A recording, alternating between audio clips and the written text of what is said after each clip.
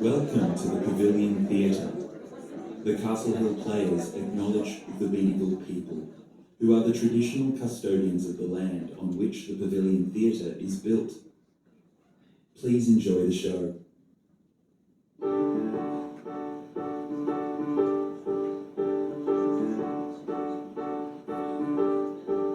There'll be light at the end of the tunnel. Yes, it's bright, have no fear. Everyone will reach the end, my dear friend, my dear friend. As we turn that final bend, there'll be light, precious light, there'll be light. La la la la la la la. All right, Mother, I'm just popping downstairs. She'll be here in a minute. I said she'll be here in a minute. At least I hope she'll be here in a minute anyhow. Now, how many are we? Let's see. Yours truly, Brevis Jess, 3, 4, 5, 6, 7, 8, 9, 10. 10 of us. And we've got 1, 2, 3, 4, 5, 6, 7, 8, 9, 10. No, I've counted that one already. 1, 2, 3, 4, 5, 6, 7, 8, 9. Oh no, have I counted that one or haven't I? 1, 2. Come along, Arnold. Get it together. 1, 2. Oh, thank goodness. Come in, Ilsa. Evening, Arnold. Evening, Ilsa. Come on in. You must be frozen. A bit cold, yeah. Oh, Kevin give you a lift, did he? Yeah, he's off to see his nan as usual. Bye! See you later, Kev. Give him me love. He's a good lad, isn't he, Kevin? Considerate. Kev likes his nan. Gets on with her fine. That's nice. Interesting, that. What's that? How you can sometimes, get on better with your grandparents than you do your own parents. Interesting, that. Like it skips a generation. I mean, I say things to my nan who's, I don't know, quite old, really. About 70, you know. I'd never dream of saying it to me, Mum. I'm a million years old. Interesting, that. Oh, maybe your gran's got more time for you. Maybe your mum's a bit busy. You can say that again. Never stops, she does it. No, I usually get on better with older people. Don't know why. Well, except for Kevin, of course. I don't count Kev. He's quite old anyway. He's nearly 30. Well, 30 is not exactly Cradle a... snatcher. Oh. That's what my mum calls him. Oh, How's your mum this evening? Still the same, is she? still the same. No. Well, you don't get better, do you? Not from that. Once you lost it for good. Isn't that what they say? Probably. My Uncle Ben, he had it. Wandered round the village with no clothes on. Oh, dear. In fact, you're lucky star, she's bedridden. At least you won't be doing that. Oof. Got everything ready, have you? For your meeting? I'll pop these away, then I'll give you a hand, Arnold. Oh, no. You can leave those here, Ilsa. No, you got all those people coming. I'll pop these in the kitchen. You need your books. Oh, there'll still be room for your... Oh. 1, 2, 3, 4, 5, 6, 7, 8, 9, 10. No, not 10. That's 1 again. Try it backwards. 9, 8.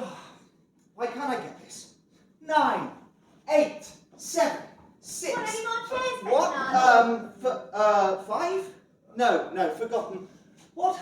Got enough chairs, have you?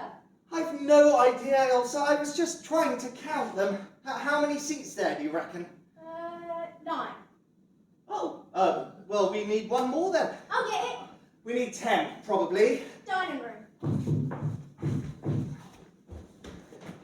Just a minute, Mother. Ilsa's just coming. No, the trick, of course, is when you're counting not to stand in the middle. The trick is to stand on the outside and count. What's that? Oh, I'm just saying I probably should have stood on the outside. Right, probably. 10. Want me to make you coffee at half time, do you? Oh, no. Now, you mustn't keep doing that, Ilsa. It is very kind of you, but you're here to sit with Mother, not run after us. No trouble. Doesn't take a sec. I'll just creep through, won't disturb you. She'll be asleep time you want it. I'll read to her. That'll send her to sleep to speak. I read that. I don't know where you find the patience. I've tried reading to her, but it's hopeless. By the time I get to the end of the first paragraph, she's forgotten the title of the story. No, it's not really a story, is it? She just likes to know you're there. Perhaps I should read her one of yours. Oh, no. I've told you, Elsa, I don't write stories. You're a writer, though. Oh, of sorts, yes. So you could do, if you wanted to, write stories? No. My sort of writing is, well, I'm only part-time, of course. It's more practical writing, instruction books and so on. Actually, I'm doing quite a lot of instruction books these days. I think I may have nearly cornered the market. Very what, Mark, eh? Instruction books, neat booklets. We do. Vital! Blow yourself up otherwise. Some of them are written, well, I suppose it's English, of sorts. Strike manfully with palm of fist. I had to make sense of that the other day. Oh, jump up excitedly until fizzy? That was another one. I mean, people could have trouble interpreting these. Could lead to accidents. Especially if they're old folk. Especially if they're any age. Anyway, you're a writer, that's the point. Oh, well, I'm a renderer of English. Let's put it like that, shall we? You're too modest, Arnold. Better than me. I admire anyone who can write. Think of it. All of you sitting there, all writers. In our different ways. Do they get a lot of it? Like published in books and that? Oh, well, not as much as some of them would like, but the joy is in the writing, really, Elsa, and some of them are really very, much more than I am. There you go again. You're the chairman, aren't you? True, the chair. So stop running yourself down. You're the chairman. Oh, but one or two of them prefer that I just call myself the chair. So you're the best then, if you're the chairman. No.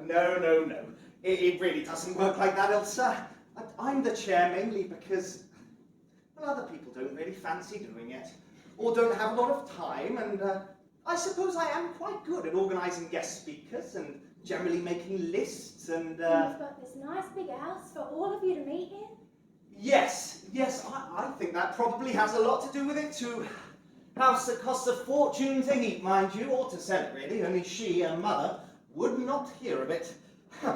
When you've lived somewhere for nearly 50 years of your life, I suppose. Memories. Oh, she's plenty of those. My father, she remembers him very clearly. I hear her talking to him some nights. She's quite clear and rational then, like he's really there in the room with her. First time I heard her, I got out of bed to make sure there wasn't someone there. Of course there wasn't, just in her mind, you know. But it's like her whole life's unravelling, her youth, her marriage, her childhood. Odd. Me, I can hardly remember last month. Last month? I can hardly remember last week. Nice photo, to be able to remember. Like an old photo album, isn't it? Did your uncle remember at all? Uncle Ben? No, he didn't remember anything. He was as grumpy as hell. Kept taking off his clothes. Oh dear. Relieved to us when he went, I can tell you. But for people like you, anyway, it's different, isn't it? Well, how do you mean? Well, you've got your imagination, haven't you? To fall back on. You can make up worlds of your own if you want to. You don't need to remember. You can just make them up for yourself if you want, can't you? Well, yes, I take your point, Ilsa, but creative writing is largely based on memory, of course. I mean, when we say making it up, it's not totally original. It's more a fusion, a reorganisation of past memories. Our own, sometimes other people's even. You mean you steal them? Oh, no. Well, we do sometimes, shall we say, inadvertently borrow them.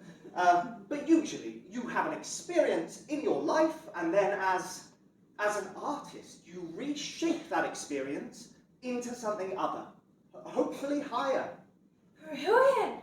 Is that what you do then? No, I keep telling you, Ilsa. I just try to make sense of foreign instruction now and then, Ilsa. To be honest, the sad truth is, I've got about as much creative imagination as that doorknob, and that's the truth. Rubbish. Look, some people, when they're woken in the night by banging, they hear burglars, or they hear ghosts, or the central heating boiler about to explode. They hear all manner of things. pure and simple. Well, I think you're alright. Pretty nice as well. Oh, well, that's very kind of you to say so, Elsa.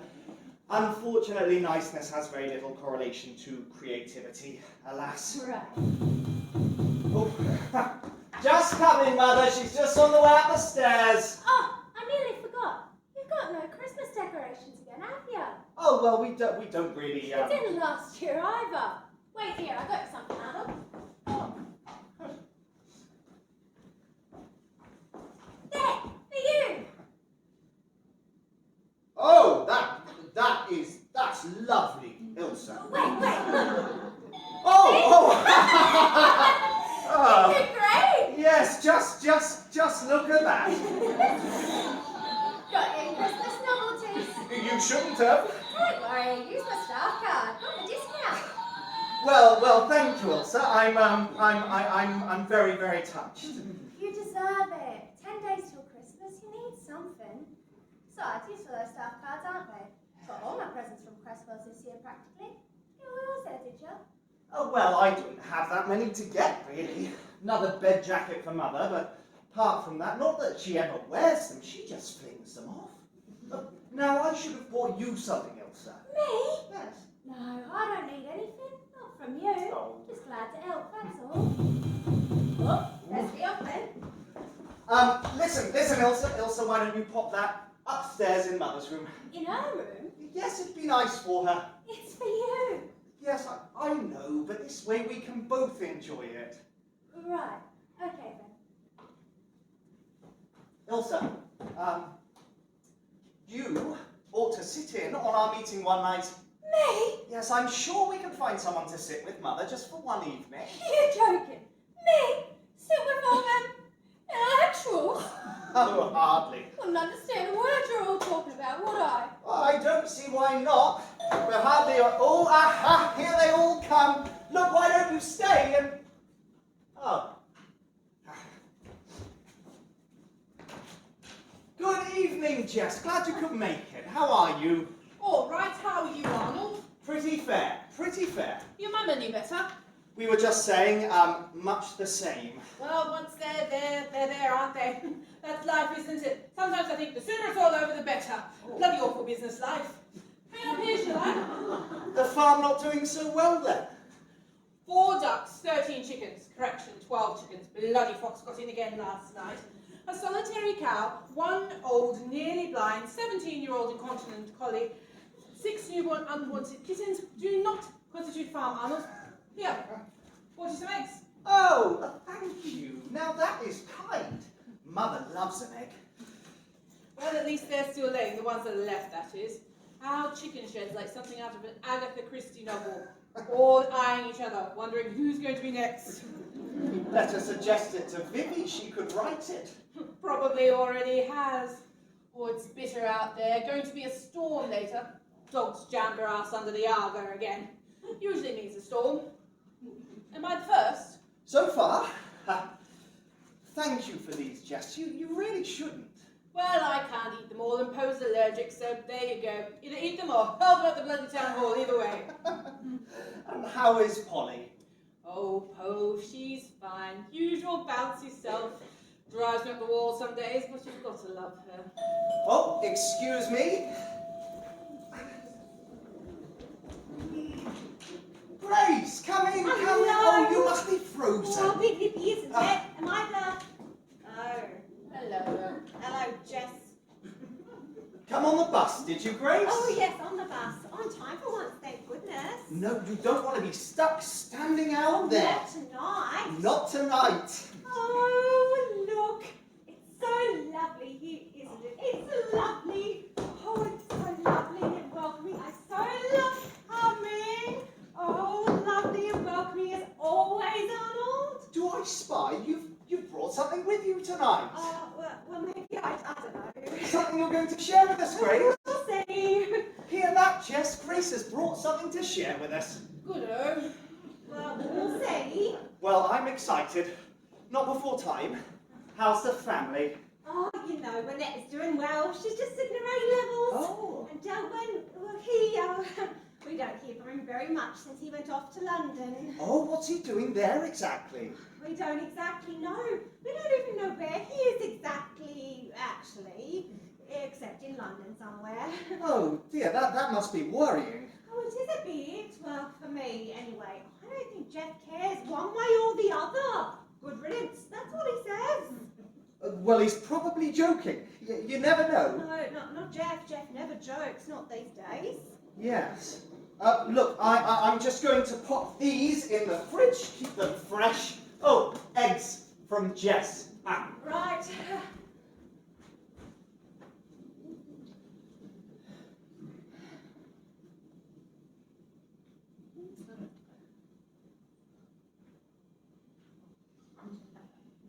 Well, Still stuck with that bloody awful man, then? yes. Still stuck with that bloody awful woman. At least she doesn't beat me. Neither does Jeff. You wouldn't understand anyway. What precisely wouldn't I understand? You wouldn't understand the pressure they're under sometimes. Men. You wouldn't understand that. Now would you? I understand enough not to share my life with the buggers with more sense than that. What could you possibly know? Possibly. Doorbell! So it is. Was that the doorbell? Oh yes, I think probably. Well, let them in then. Too cold to stand out there. Just coming. First Noel, the angels did say. Yes, come in, Vivi. Evening, Clem. Evening. Vivi give you a lift, did she? Yes. Oh, hello, you two. Hello. Hi. Oh, Merry Christmas. Almost. Now, I have masses of apologies, I'm afraid. Oh dear.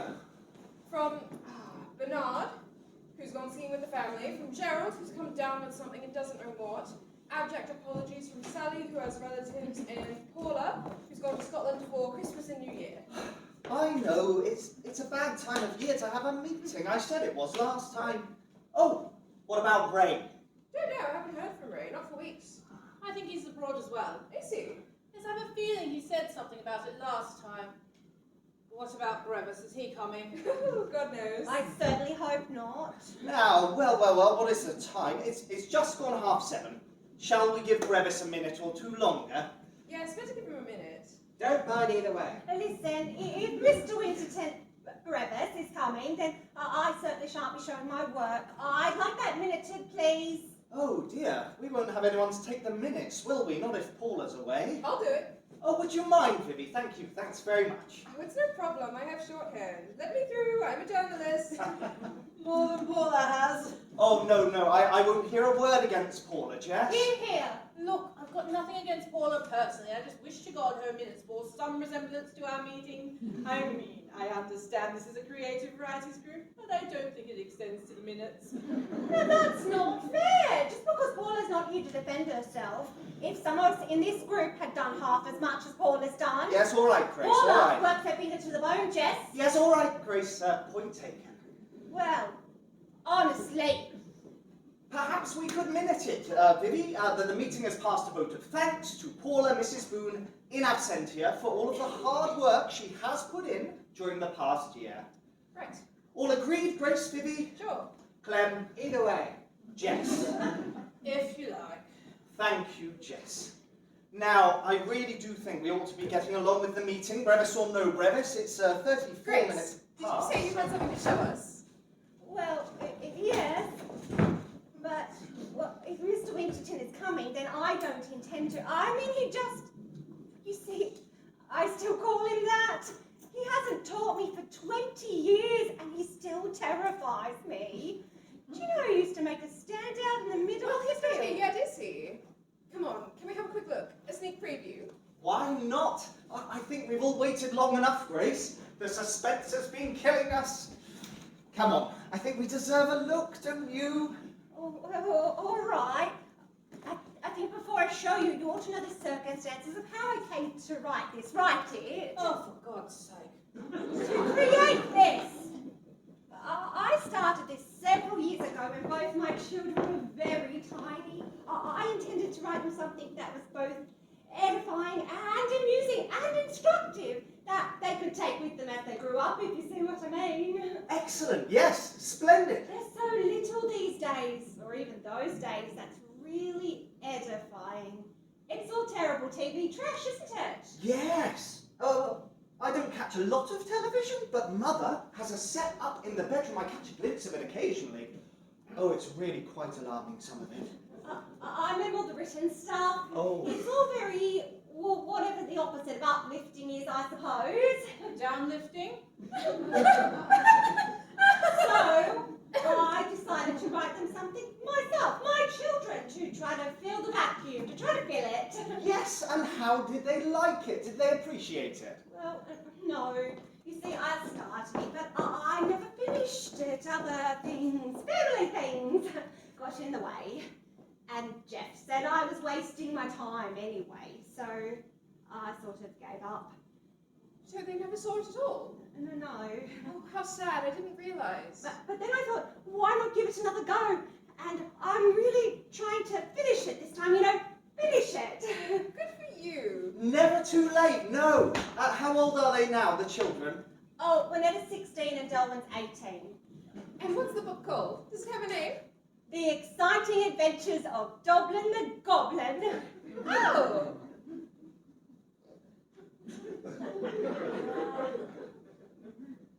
Well, they may be a trifle old, but there'll be others, younger children, coming up. Oh, no, not from me, no, never. Oh, no, I mean generally, children everywhere, aren't there? Lots of them.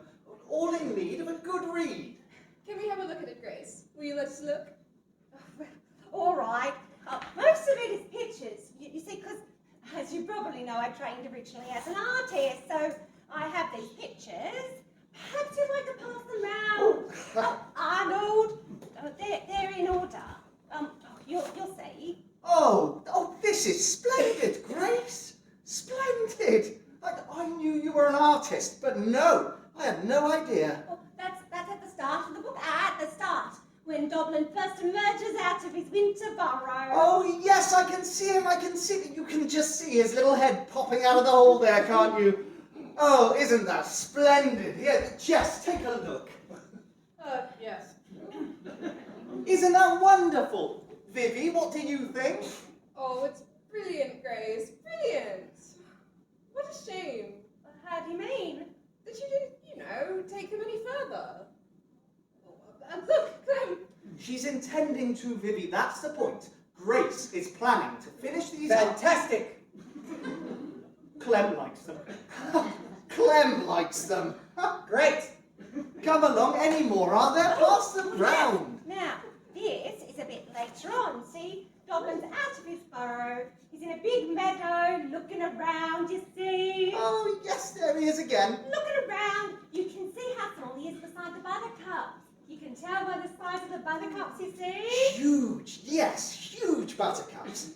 He's a cheery little chap, isn't he? Seems to always be smiling. Oh, this is early on, before things go wrong for Doblin. Oh dear, do they? Not too wrong, I hope. Oh, no, not too, just, like adversity. Wipe the grin off his face.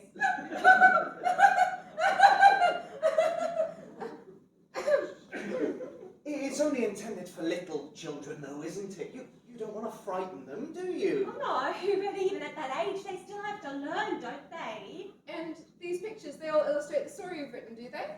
They will eventually, yes. Oh, the story, do you have it here?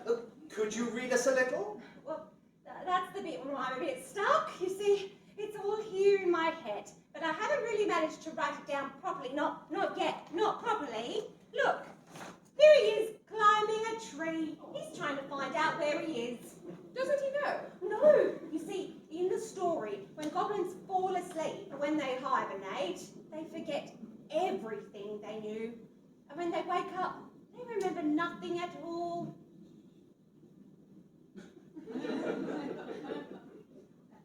Bit like my mother. Anyway, he's still smiling, isn't he? So, when are you intending to write this book? Well, as I say, I only ask because this is a writers' group, so I was just wondering when you're going to get down to the actual business of writing. Very soon, Jess. You heard Grace. Very soon. Or perhaps you want to think about joining an artist group. Look, Clem, isn't this lovely?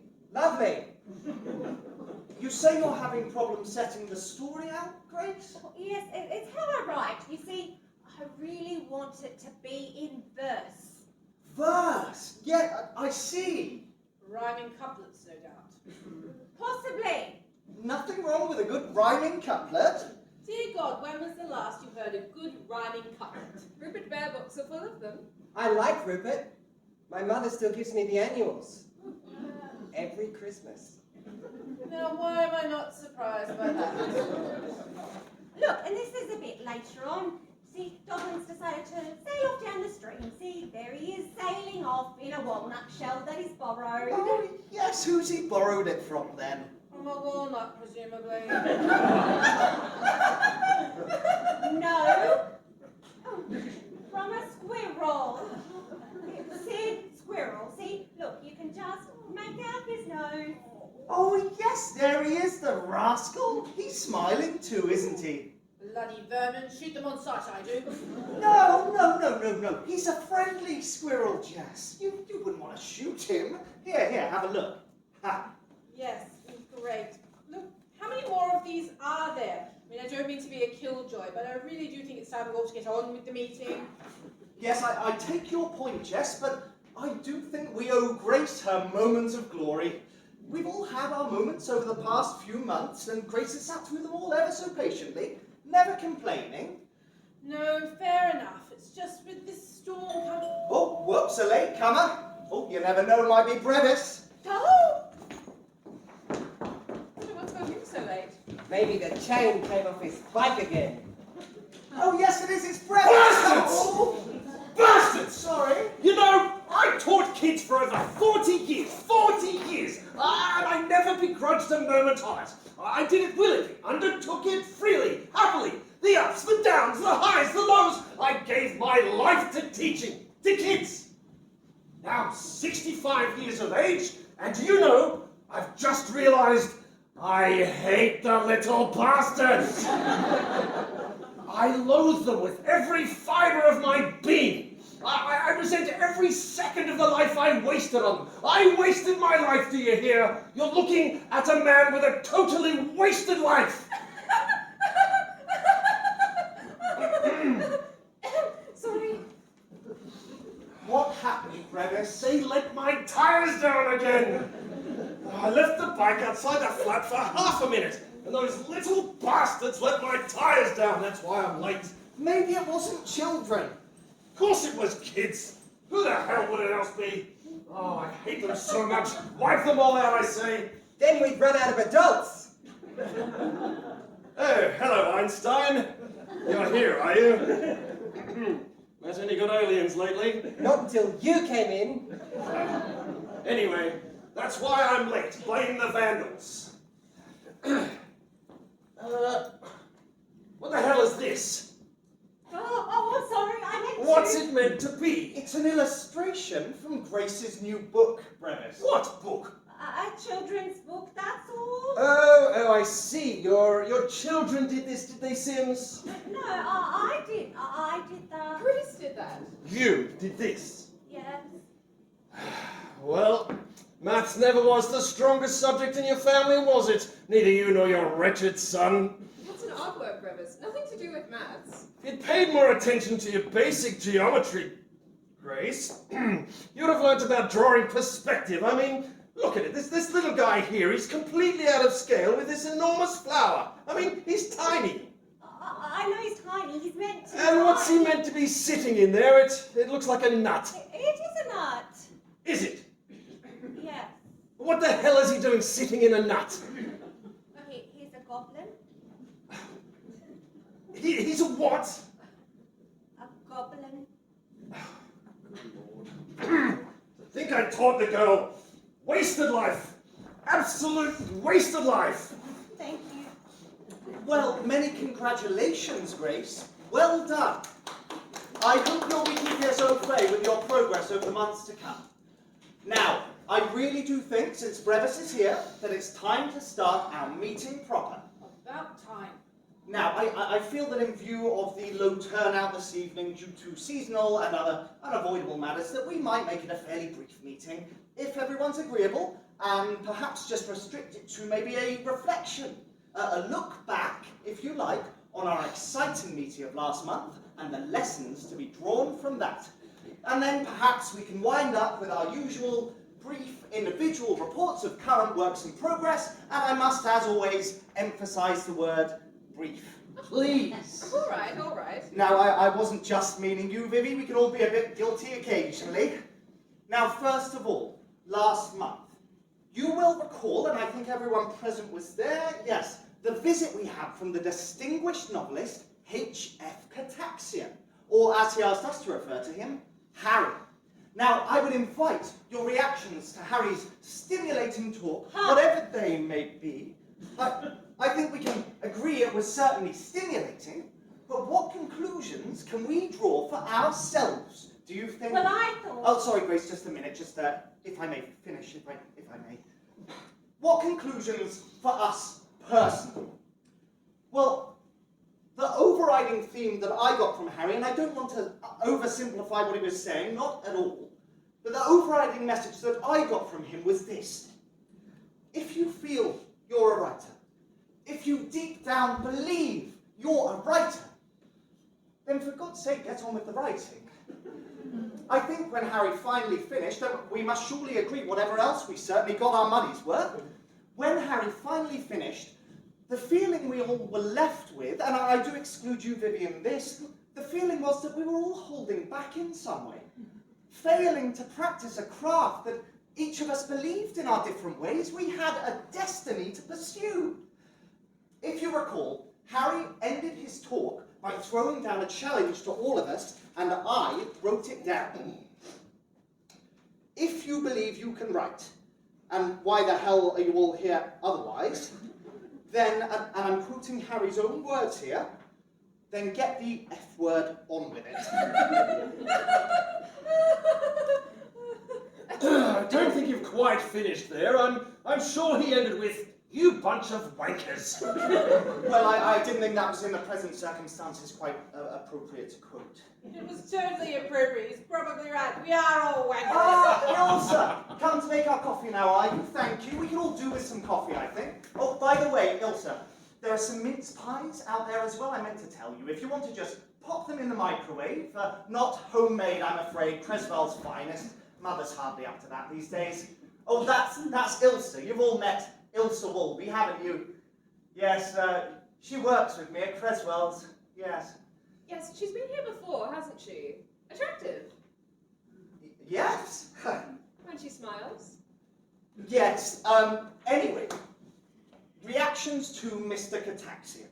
Anybody? Well, I thought he was really quite offensive. I mean, we'd all paid good money, quite a lot of money, in fact, to have a talk, which I hope would be informative and helpful and constructive. And then all the man does is stand there telling pointless anecdotes and using obscenities. He was drunk. Come now. He was certainly drunk. who got more drunk as the evening went on? I don't see how he could have done that. He had a flask. Did he? Surely you saw the flask, Arnold. We all saw the flask. No, I can't say I did. I was probably paying too much attention to what he was saying. I was trying to make notes. But who the hell was he Time. anyway? I'd never heard of him. Well, he was H.F. Cataxian. I went to the library. There was nothing in there of his at all. Not a single book. Nor the bookstore in town. They'd never even heard of him. Ha! I never heard of anybody in that place. Oh, I went in there the other day, you won't believe this, to get a new copy of The Pilgrim's Progress. My old copy's getting a bit dog-eared. And the girl said to me, "Oh, I don't think they've made a book out of that yet." I said, "What are you talking about, girl? It is a book.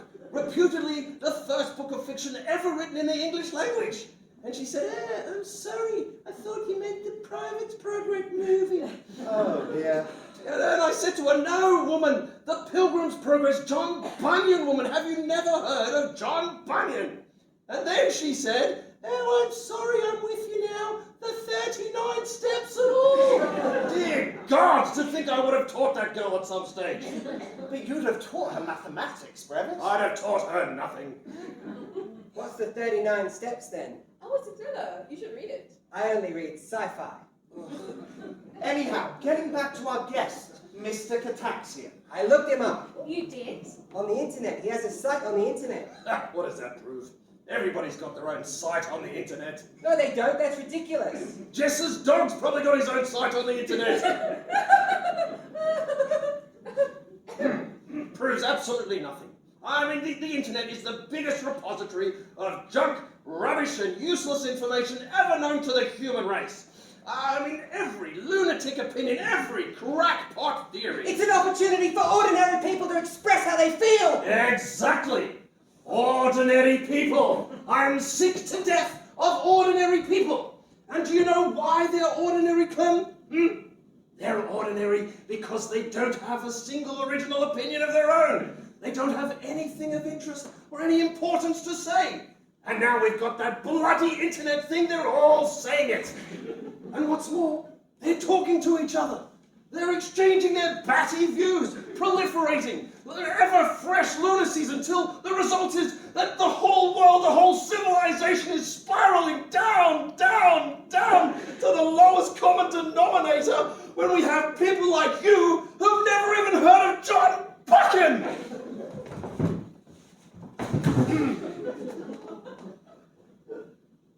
Anyhow, getting back to our guest, Mr. Cataxian. Was there anything we could learn from him? Lessons we could take away? That good manners don't cost anything? Well, I'm sorry if you all feel that it was a waste of your time. And more important, money. As I said, I did originally try to get P.D. James, but she was otherwise committed. Still, we weren't to know, were we? I think I learned something from him. Really, Jess? Did you? Yes, he did have a colourful turn of phrase, nothing I haven't used myself, mind you. But what he said made good sense. Be honest, we do tend to spend a lot of our time simply talking about writing, don't we?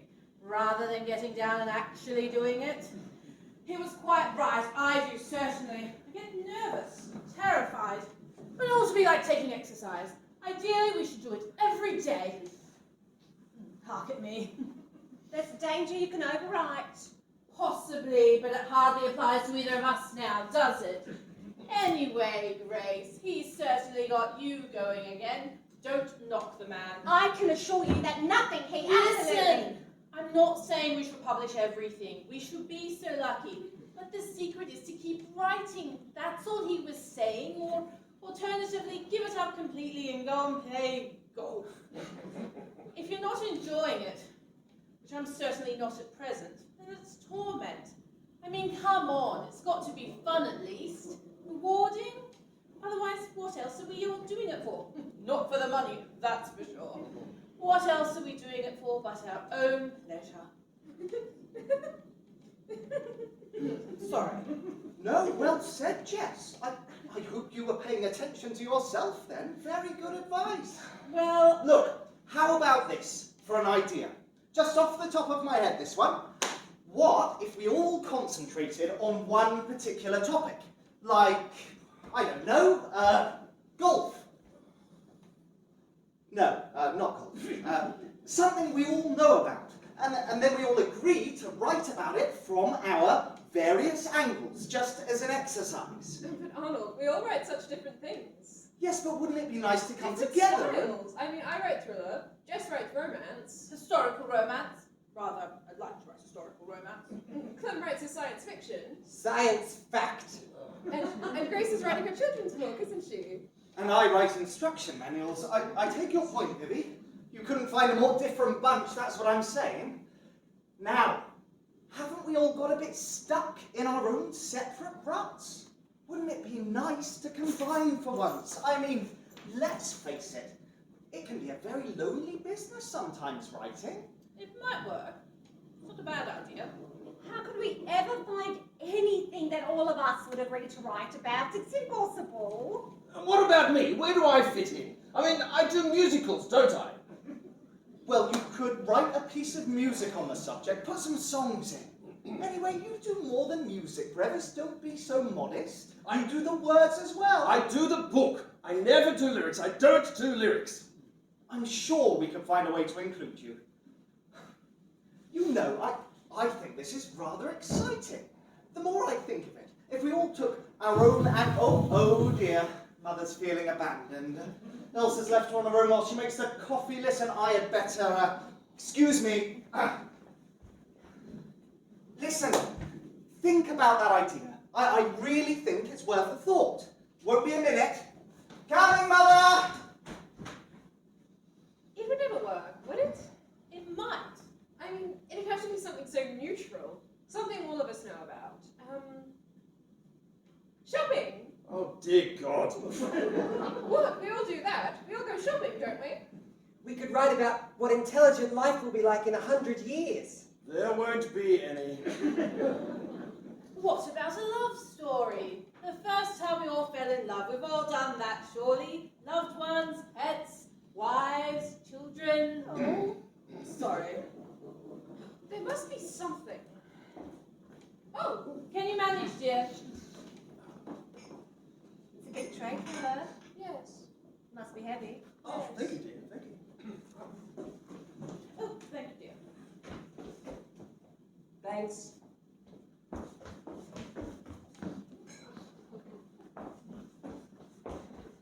Oh, thank you. Thank you.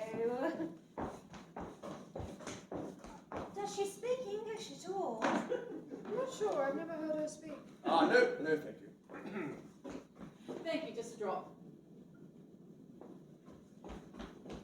Yes. Yes, please. Just a weeny bit. I think she's probably foreign.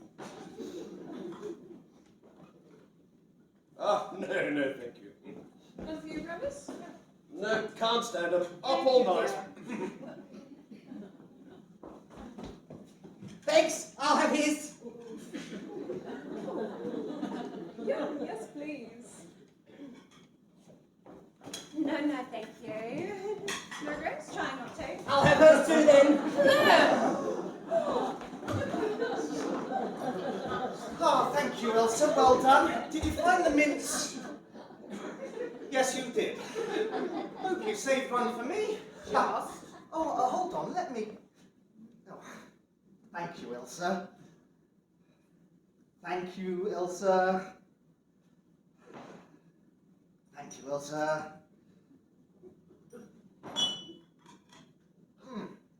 Oh, thank you, Elsa. Thank you, Elsa. Yes, she's a really nice girl, Elsa. Really nice. I've grown very fond of her. I really have. There you are, Brevis. You talk to her. She'll restore your faith in modern youth. Yes, she's really pleasant. Now, what were we talking about? Oh, yes. What are we all going to write about then? Anyone had any bright ideas? Oh, never mind. Let's make a vow then, shall we? To come up with an idea in time for next month's meeting. Let's make it our New Year's resolution. Yes? Good. Moving along then, works in progress. Grace, I think we've already heard from you. An exciting project, and we all wish you the best of luck with it. Oh, thank you. And you will promise to bring something along to show us next time, won't you, Grace? I'll try if I can. I'll try if I can. That's a promise. Now, who's next for the hot seat? Oh, any fresh developments with the book, Clem? What's it called again? Oh, The Conspiracy. The conspirators. Beg your pardon, any more updates? Bit of a cliffhanger, this one, isn't it, guys? Yes. I know some of you had trouble following it last time. I don't know why, because it's perfectly clear if you listen. But this time, I've taken the precaution of printing off some copies of the synopsis of the story so far. What a good idea. I made copies. I'll pass them round, shall I?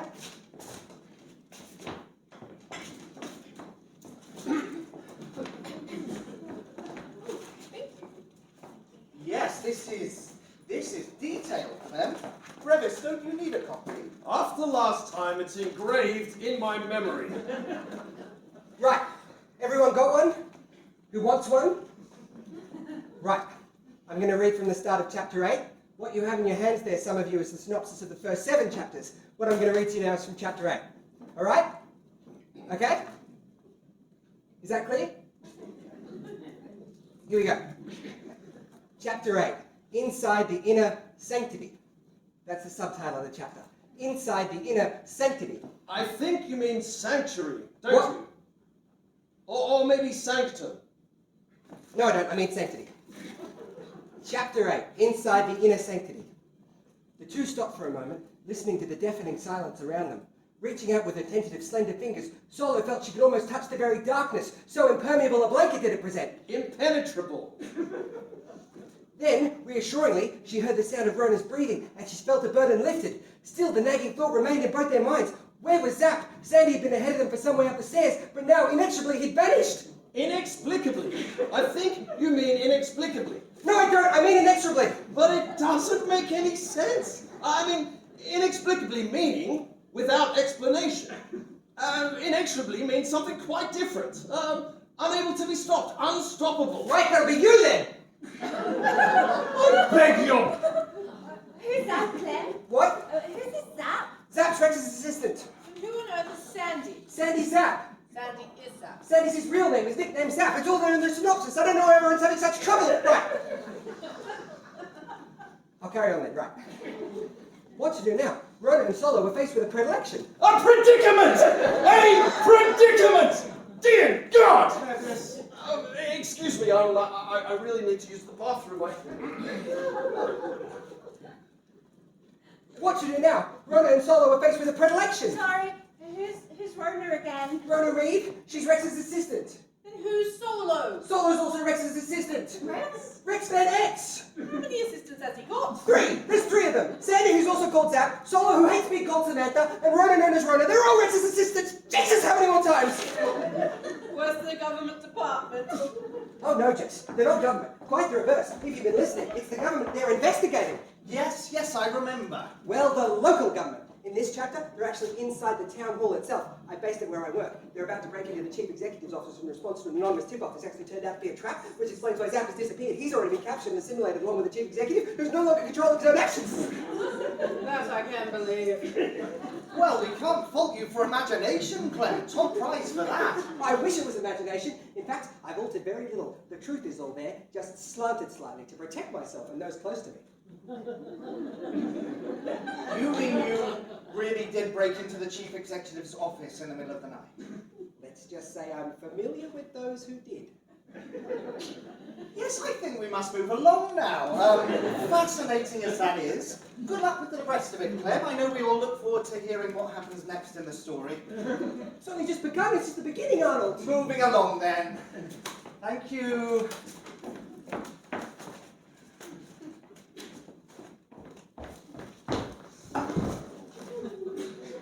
Vivi, I'm sure you've written about 2 books or 3 since we last met, haven't you? Oh, well, you know me, Arnold, Miss Unstoppable. I mean, I am trying to slow down, I promise, I really am. It's just the stories keep flowing out of me. Some nights David says, my boyfriend says, it's like I'm a woman possessed. He goes, oh, you're never coming to bed, woman. Say, do you think Rex is alright? Sorry to interrupt. Yes, I think he probably is. You know Brevis, he does like to take his time. Just between us, I think he's having a spot of trouble with the Waterworks? Not that he'd ever say anything, but you do get to that age, don't you? We'll give him a minute or 2 longer. Don't want to embarrass him. He's got no one to look after him, poor thing. He's missing the love of a good woman, that's his problem. A good woman? She'd have to be a saint to live with him. His wife left him, you know. She left him. We had heard the rumour. It's true. We weren't supposed to know. I was still at the school then, in the 6th form, at the school. It was all very hushed up. But we all knew. She ran off with a teacher. Another teacher. Goodness, I never knew that. Probably explains why he's not too fond of women.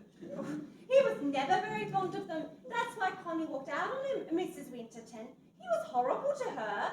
Do you know, some nights we'd lie awake in the dormitory and we could hear her crying out from the gym.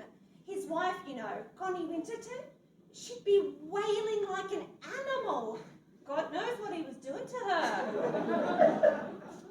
Did you ever consider that perhaps they maybe... Ah, Brevis, welcome back. Did I miss it? Don't tell me I missed the next chapter. Yes, you missed it. Oh, damn. Cheer up, though. You're just in time to hear Vivi's next instalment. She hasn't written another book, has she? Not yet, you'll be relieved to hear. She's like Edgar Wallace, this one. A reporter rang up and asked Mr. Edgar Wallace once, and the secretary said, I'm sorry, Mr. Wallace is in the middle of writing a book and is not talking to anyone. And the reporter said, that's all right, I'll hang on till he's done. You're not that bad. I've never heard that. I had. Who's Edgar Wallace then? Are you sure you're not an alien, Clem? Ah, that would be telling.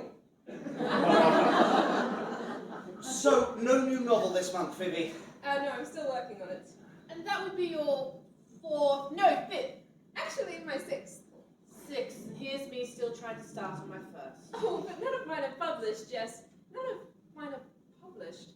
They're all just sitting around, cluttering up the guest bedroom. Well, at least they're completed. At least you've written them. Never fear, Jess. Your time will come. Who knows? Maybe something will come of this idea of mine. So, Vivi, can you tell us anything about it, number 6? Or is it still shrouded in mystery? Well, it's a bit darker than normal. I've been trying to move into a new area with it.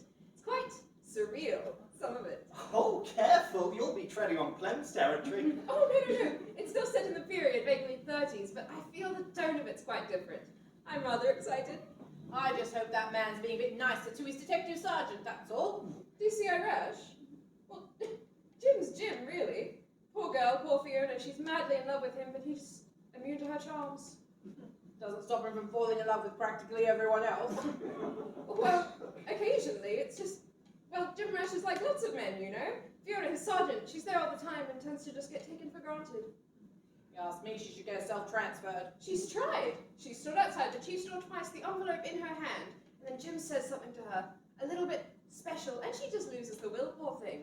I mean, he is an extraordinarily charismatic man. Such a mind, such sensitivity, on occasions. Adores poetry, of course. Yes, he's forever quoting it, isn't he? Surely, if he was that sensitive, he'd notice his detective sergeant continually in floods of tears.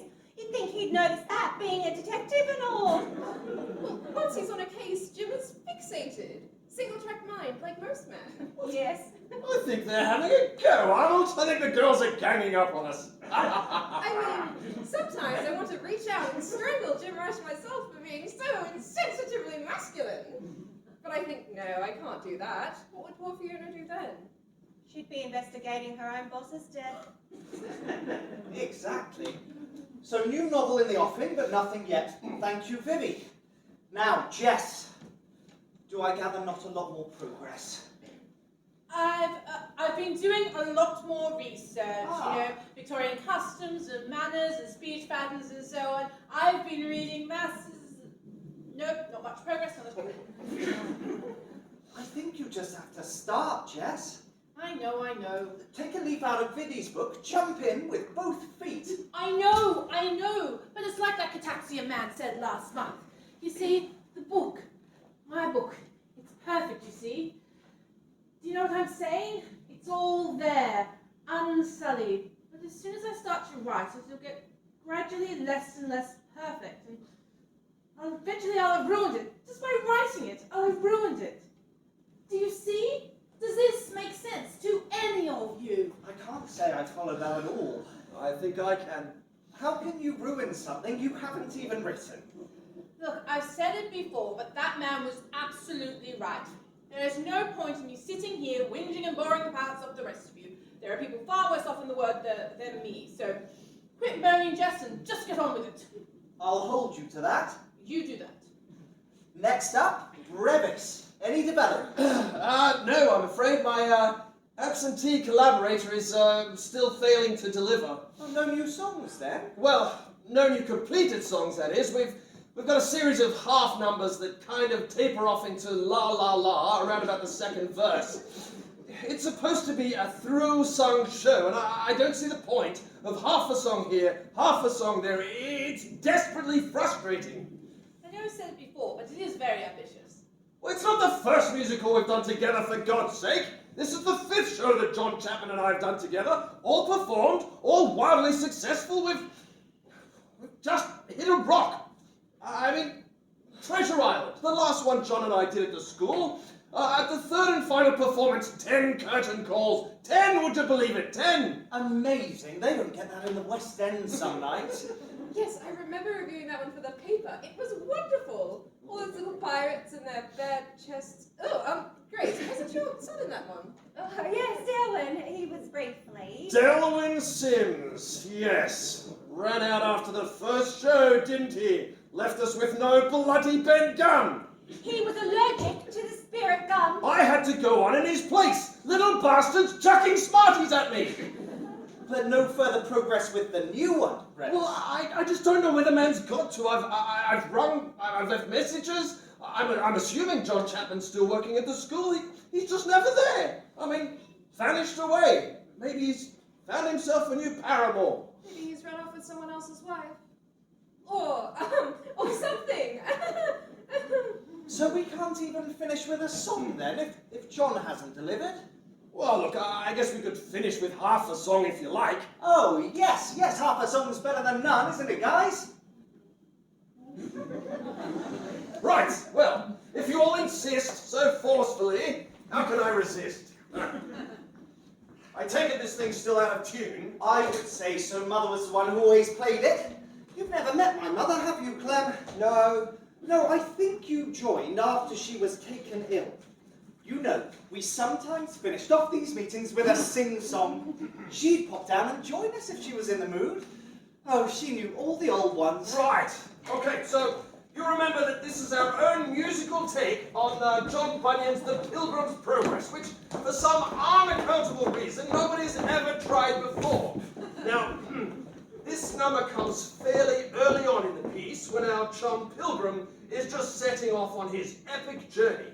So, as I say, this is a through-sung show, and this number is about as close as you'll get to a standalone number. Well, what if there are any bloody lyrics? I'll sing it for you as far as we've got.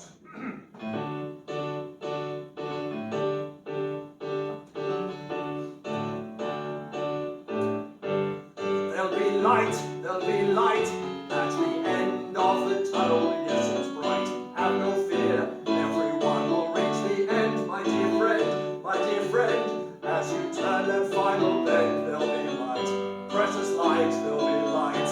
No more lyrics. La la la la la la la la la la la.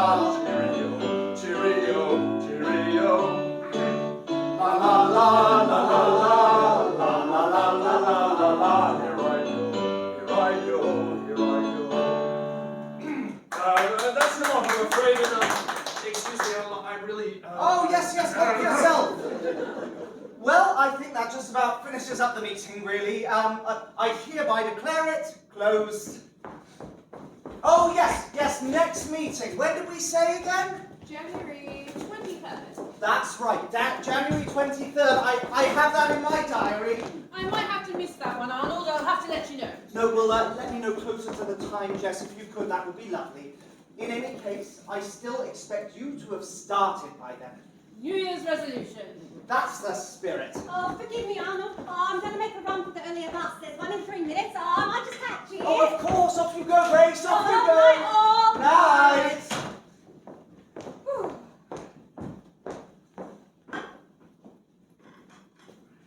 You ready then, are you? I'm ready. Well, we'd best be off then. Got a date with David later. Don't be late for David. Mustn't keep the boyfriend waiting. I'm not sure why not. He's always doing it to me. Still the same one then, is it? What? David? Has been for months. Well, has been for weeks and weeks at least. Say goodnight to Brevis for me, will you? Will do. Night. Night. Evening, Clem. Night. Good night. Oh, well. Meeting suddenly over. Arnold, I didn't want to say this in front of the others, but if for some reason I can't get this bloody book started, well, I'm increasingly feeling like a dreadful fraud. I mean, there's people like Vivi and Paula, Bernard and Gerald. They really stick at it, don't they? Even Clem. They're kind of professionals, aren't they? And there's me. I'm just playing at it. You said yourself, Jess, it has to be fun. Oh, sheer waste of space. Well, we'll see. See how you get on, eh? Quite frankly, I'm not too much sure how I can take that bugger either. Oh, I wouldn't mind him. I wouldn't be surprised if he chucks it all in before much longer. I doubt that somehow. Yeah. Good night then, Arnold. Good night, Jess. Night, brothers. Night. You know, you really should get this thing tuned, you know. I know, I've been meaning to. It's really not a bad piano, but if you leave it too long, it'll be a lost cause. Anyway, I'll be off. Thanks for the coffee. My pleasure. Oh, very good. That new one, Brevis. Good tune, catchy. Makes a nice contrast to the others. It's a bit more upbeat. Well, yes, a little hard, keeping it upbeat, writing about the slough of despond and all, but, you know. Anyway, I'll be off. I hope nobody's been at my bike again. Oh, I shouldn't think so. Not out here. You're a good bloke, Arnold, you know that. Oh, thank you, Brevis. A really good bloke. You deserve better, you know. Do I? Better than what? Better than us lot for a kick-off. Oh, God, it's freezing. Night. Night. Well, early night, I think. Oh, hello there. I heard them all going. Here, I'll give you a hand with those. Oh, no. Let me. Finished early, didn't you? That won't be here to pick me up for a bit. Time to wash up if you'd like. Oh, no. You really don't need to wash up now, Ilsa. No, it's all right. Your mum's asleep. I'd like to wash up. She really doesn't need to wash up. Oh, no. I don't like the sound of that.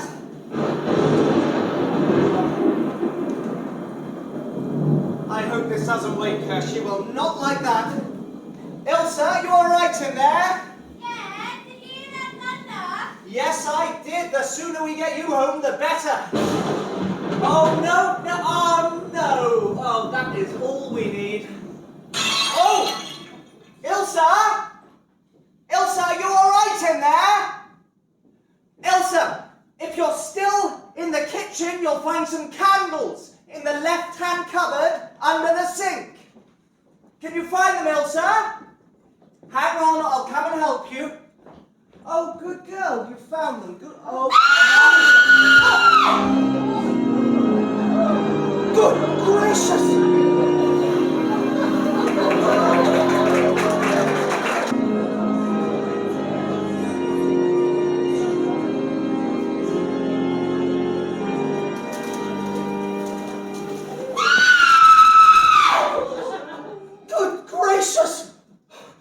For a brief moment following the distraught girl's piercing scream, there reigned a deathly silence. The entire household was now assembled in the hall, summoned by the commotion. We all stood motionless, unsure of whom should make the first movement. At the top of the stairs stood the imposing figure of Dr. Thomas Goodpeace, physician and long-term friend of the Hussett family. Across the hall, having hurried from below stairs, stood Mrs. Dimchurch, the housekeeper, along with Mrs. Boone, the cook. And there, lounging in the doorway, the nephew, Dudley Carstairs. That familiar half-smile, half-sneer playing on his thin lips. And finally I, Elizabeth Norris, spinster and recently employed at Hussett, called as tutor to their adopted ward, Miss Ilsa. Having heard the commotion, I myself had hurried in from the drawing room. The sight that confronted me was indeed alarming. Poor, kindly Mr. Hussett stood confused, a frown of bewilderment over his usually benign features. Menaced as he was by the very child that he adopted as his own when she was but a few hours old. The same girl he rescued from that cold grey prison of an orphanage and welcomed into the colour and warmth of his own home. As for Ilsa, the long kitchen knife still in her hand, she too seemed uncertain now, staring about as if unsure of her surroundings or how she even came to be there. And thus we stood for those endless seconds until Dr. Goodpiece finally broke the silence. Put down the knife, child! Ilsa, no one means you harm, child. Please, put down the knife. Thank you, Ilsa. Mrs. Boone, may I suggest that you return to your kitchen, replacing, if you would, that kitchen knife where it belongs. Yes, Doctor.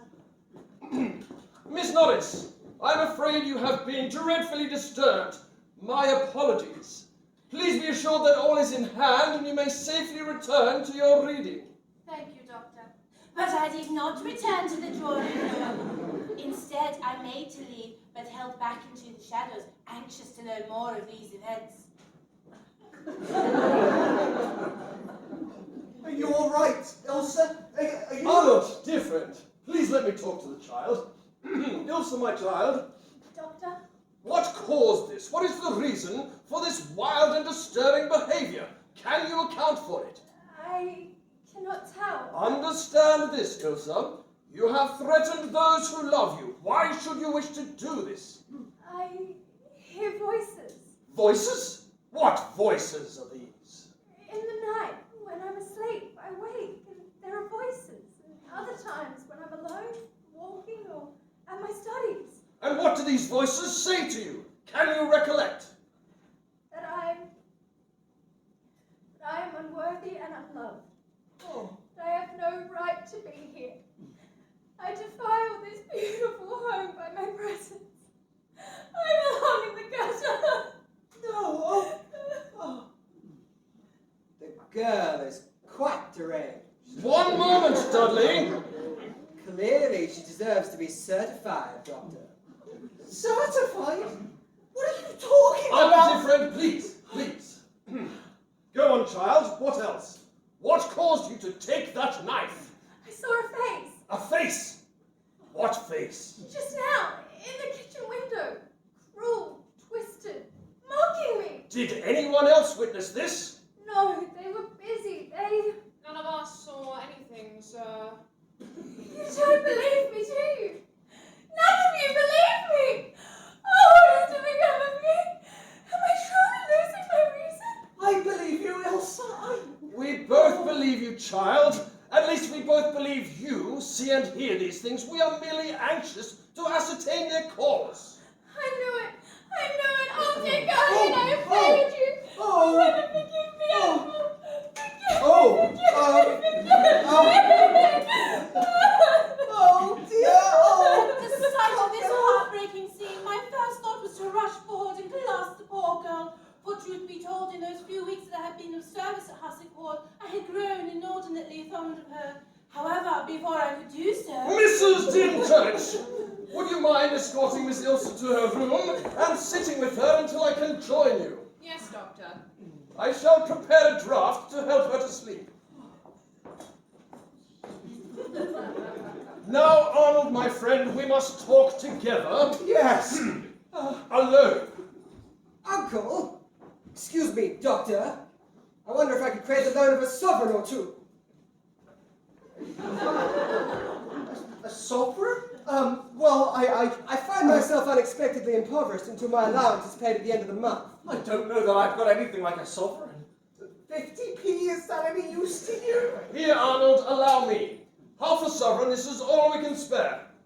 Half a sovereign! No matter what the sum, I'm sure you will drink it away in no time at all. Half a sovereign will scarcely quench my thirst. That is all, do you hear? Now go, before I change my mind.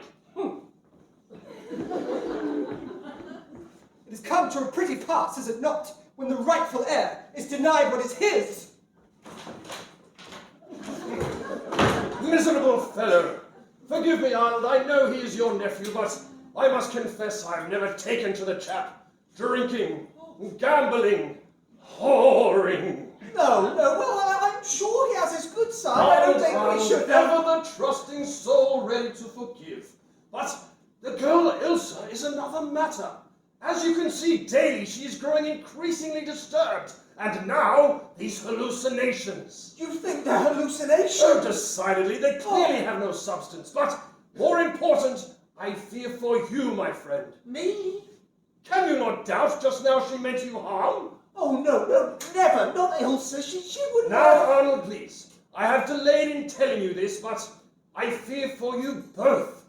For you and your sister. Oh, my sister. I haven't got a sister. Very nearly not, my friend. It was a close-run thing, but I believe I have saved her. Arnold, she was almost certainly poisoned. Poisoned? Who was poisoned? Elaine, man, your sister, Elaine. Elaine? That's my mother! Please contain Oh, yourself.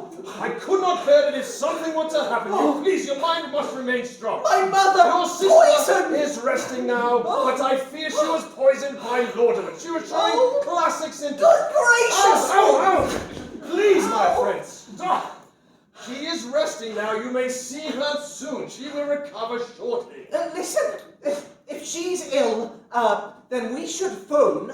We need to phone.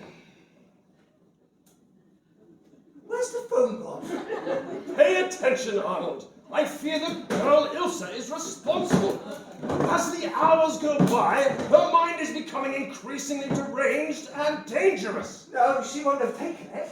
What's happened to the phone? Listen, only yesterday, Mrs. Dimchurch found the girl Ilsa lowering the newborn kittens into the well. She did? What kittens?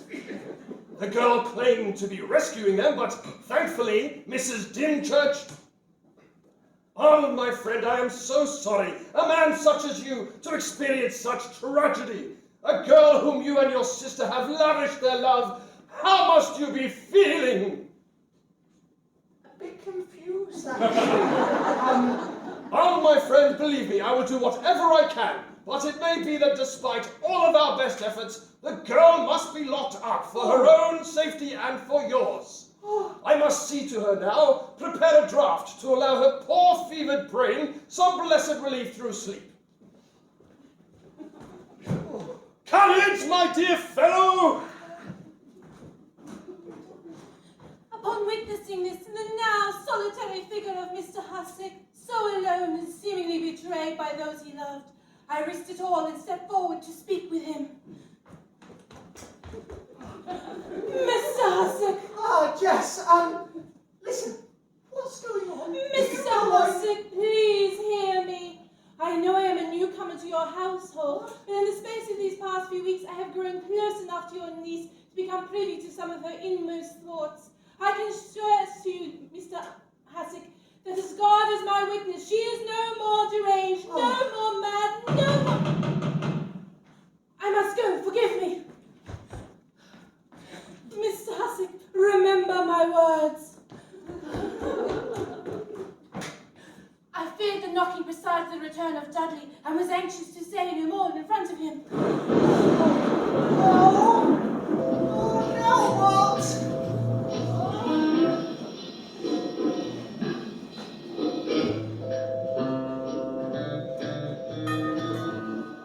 Is that a doorbell? That's not my doorbell. Oh, what's going on? Good morning, sir. Good morning. Is it? May we come in?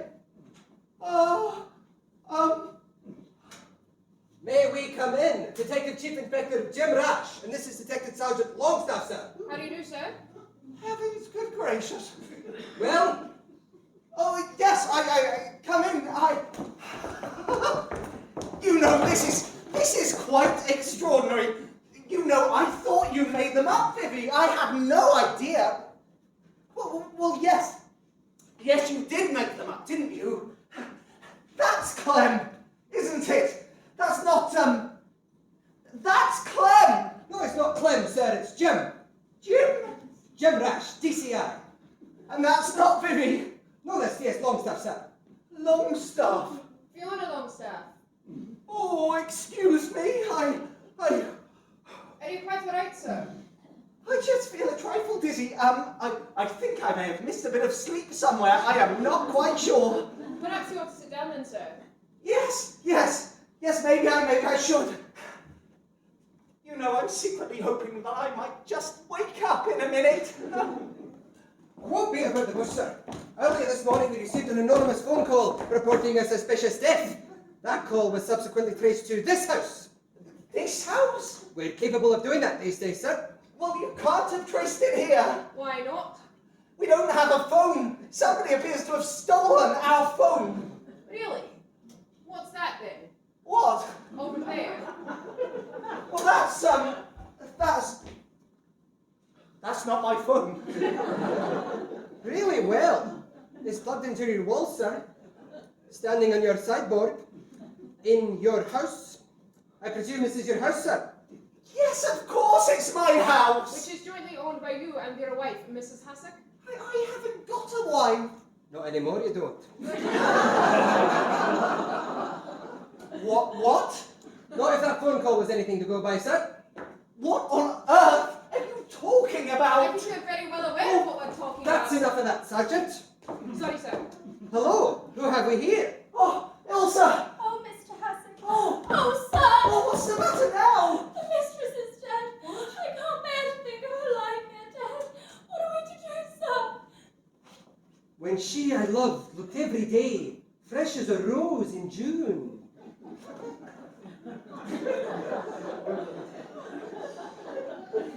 This will be the maid, I take it. Oh, yes, I take it it is. We'll have to question her later. So there has been a death then? No. There's not been a death. She's dead, sir. There has been a death. No, there's not been a death. Listen, there's been no death. I have no wife. There's been no death. Do you hear? Oh, yes, there has. Oh. And who might you be, madam? I am the sister of the deceased. My name is Green, Miss Mavis Green. I am Elaine's sister. Elaine's sister? Well, you mean Enid. Enid's been dead for years. My sister died earlier this morning. The maid there discovered her dead in bed. The doctor has already been. He has signed the certificate declaring death by natural causes. Then I'm not sure how this concerns the police, madam. I telephoned you because I am not satisfied. I suspect it was far from natural causes. I see. And have you any reason for these suspicions? Several. Would you care to share them with us? Not in present company, no, I would not. I see. Well, I think we'd better take a look for ourselves, don't you, Sergeant? Like the touch of rain she was, on a man's flesh, and hair, and eyes. Would you care to lead on, madam? Yes, of course. Right. Oh. No. Oh, I prefer if you don't stay down here, sir. But it's my mother. I mean, if she's really... It's not your mother we're worried about at present, sir. It's your wife we're worried about at present. For the 10th time, I haven't got a wife. We're well aware of that, sir. Don't leave the house. Oh.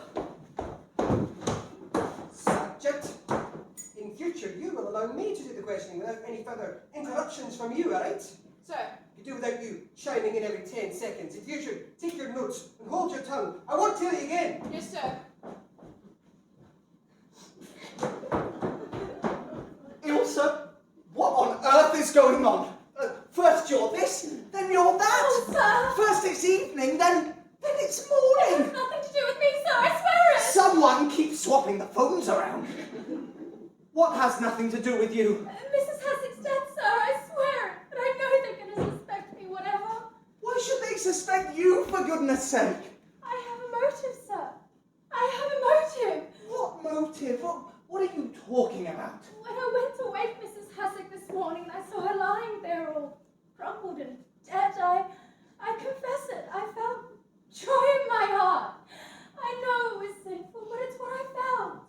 But why? There's no stronger motive in the world, is there, sir? What motive? Love, sir. Love? Yours and mine. What on earth are you talking about, Elsa? They're coming back.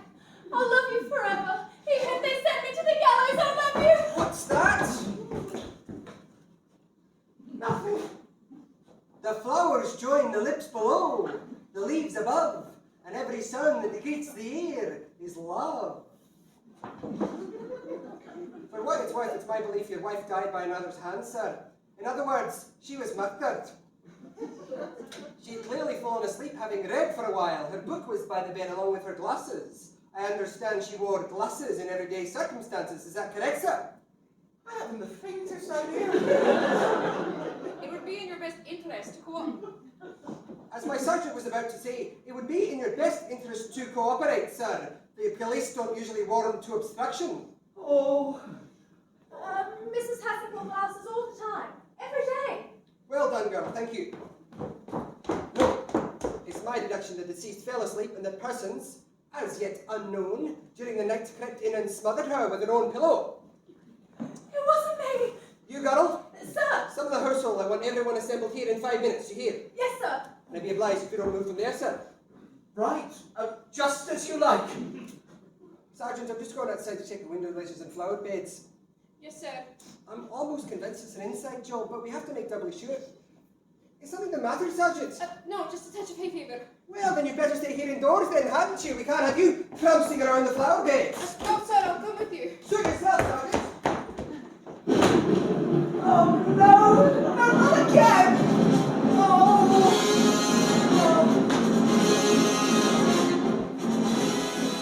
Oh, back to normal! Ah! Thank goodness! Ah! The doorbell! That'll be Kev come to collect Ilsa! Ilsa! He's here! Oh! Kevin, you are just in time. Hi! Oh, Rex Van X! You must be Arnie! sorry? Rex Van X, paranormal investigator! My assistant, Rona Reed! Call me Rona. Oh! Right, Arnie!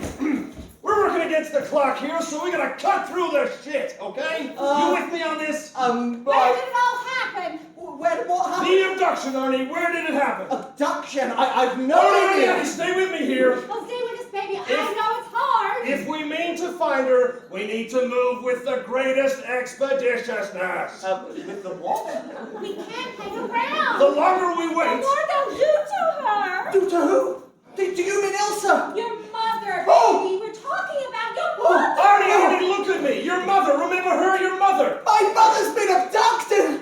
Oh! Oh! Rona, stop him! Oh! Whoa! Ow! Ow! Ow! Ow! Ow! We're gonna go check it out now. You just stay right there. I'm sorry, baby. Ow! Take my advice. Don't tangle with Rona. Never tangle again with Rona. She's insalubrious. She doesn't know her own strength. Back soon. So, I've never heard you. Not really, baby. What do you mean you just have? I'm being assaulted now? Oh.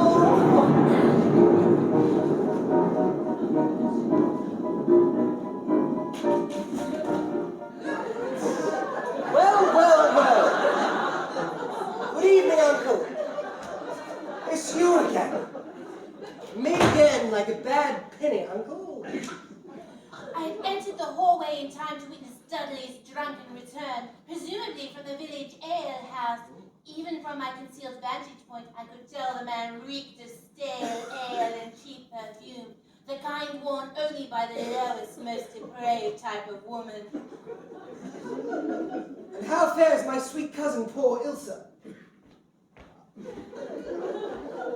I've given instructions, Uncle. For the safety of us all, I've instructed the housekeeper, Mrs. Dimchurch, to lock the sorry creature in the cellar overnight. In the cellar? Maybe the rat can convince her of the folly of her ways. Poor Ilsa. She'll surely hang. Surely she'll hang, along with all her inheritance. Isn't it the saddest thing, Uncle dear? Suddenly, the very depths of Dudley's evil plan were clear to me. But what was I to do? I, a mere governess, what could I possibly do? We haven't got a cellar.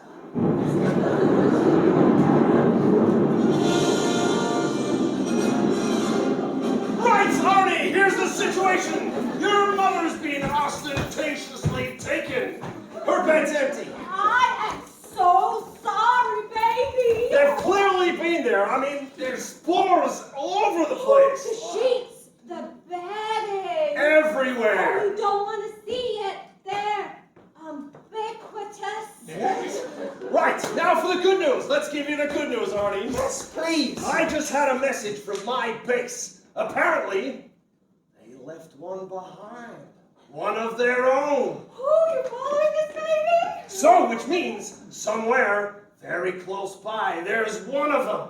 A live alien! Living, breathing, sententious.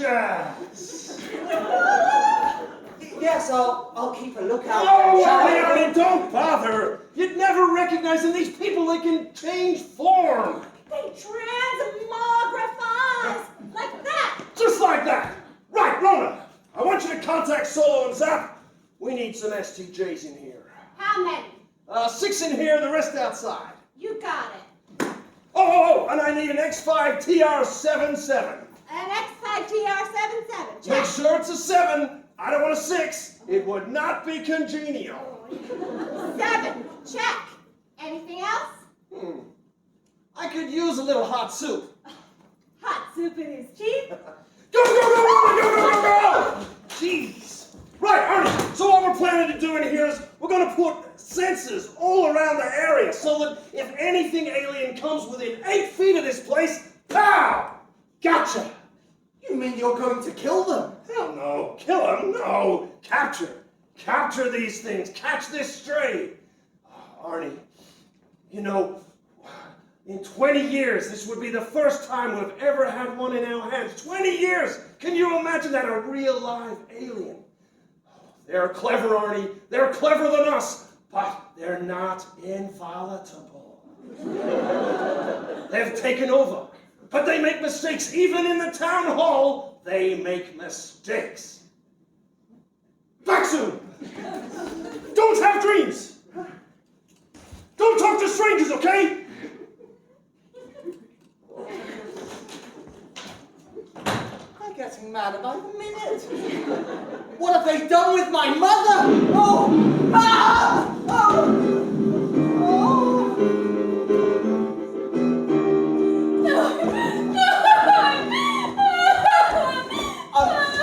Come along, Miss Ilsa. Master's orders now. Not in the cellar, Mr. Please, not in the cellar! I watched helplessly. Was there nothing I could do to help her? Not in the darkness, whatever else, not in the dark! Listen! What do you think you're doing, Mrs. Mrs. There was nothing I could do! Oh, yes, there was! I'm sorry! I'm not having this! I'm putting a stop to this! Oh!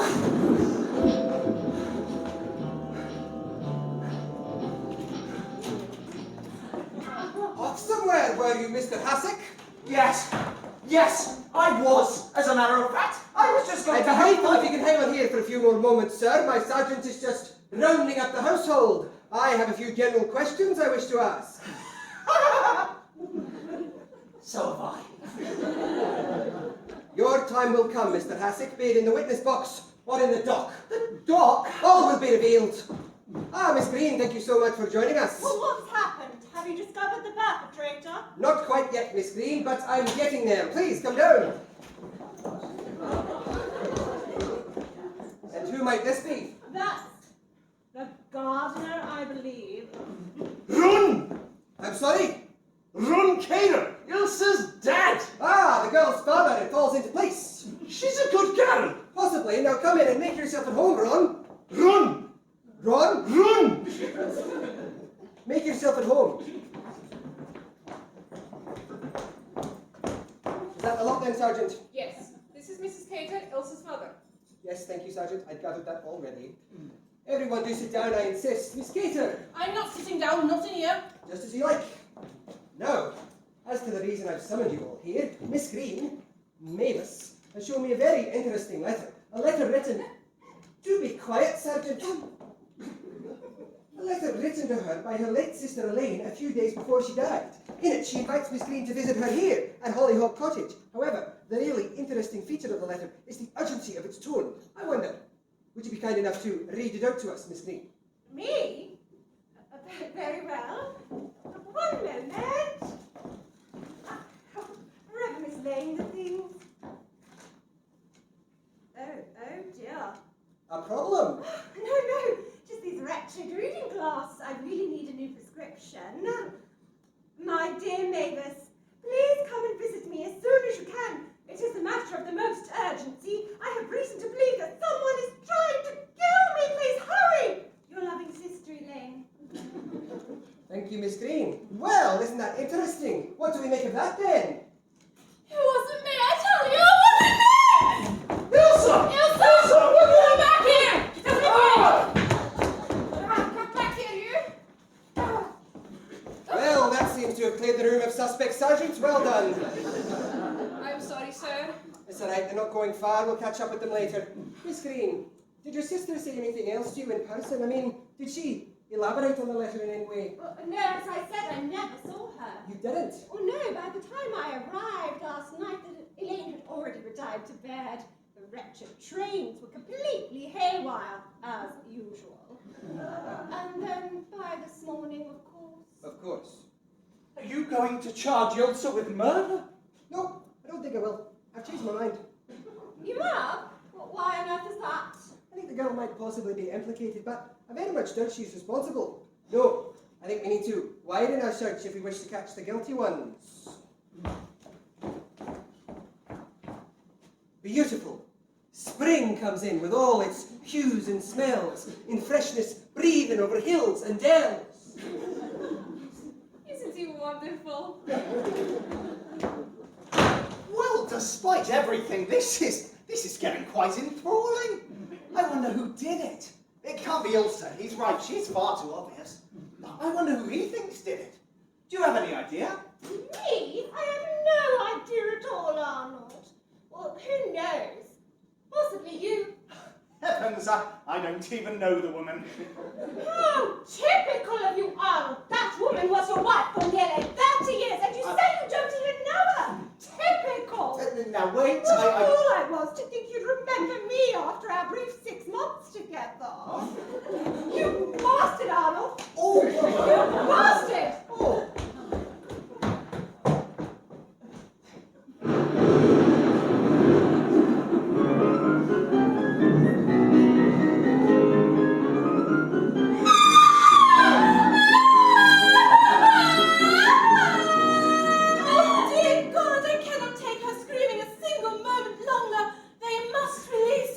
Yes, yes, quite right. Miss Norris! You rushed from the table, Miss Norris. I trust nothing's wrong. No, Allow me to escort you back there, Miss Norris. Though every fibre in me was filled with repugnance, I found myself drawn irresistibly to him like a hapless moth fluttering towards a dark, evil captain. You were just I don't trust him at all. Come to think of it, I don't think I trust any of them.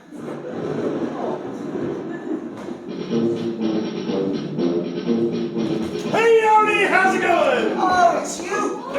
And you're new! Oh, this is Solo. Don't for God's sake call her Samantha. Believe it. You know, she's affluent in 26 languages, including 7 types of regional Chinese. Heavens, well, useful if you're eating out then. Hey, Solo, you want to measure up? Sure. We ever get a chance to interpolate with these people? Solo's our girl. Glad to hear. Oh, yes, I'll hold that for you, certainly. Hey, Yoni, while we were away, did you happen to see anyone behaving contentiously? Practically everyone. What are we doing here exactly? If you do happen to fit stair carpeting on the side, I think we'd be up. Ernie! Right, what we're trying to do here is we're trying to calculate the rough cubic capacity area. With these STGs, understand, they operate at strictly limited parabolic parameters.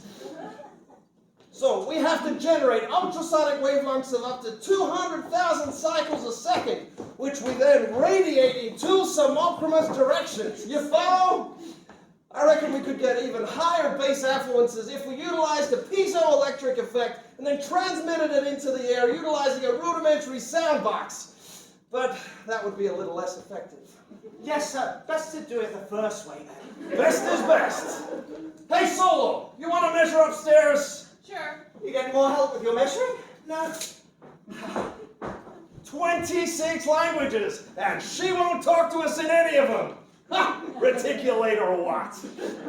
Arnie, I'm gonna give the kids a hand out here. You just stay right here. Let's go, go, go, go, go, go!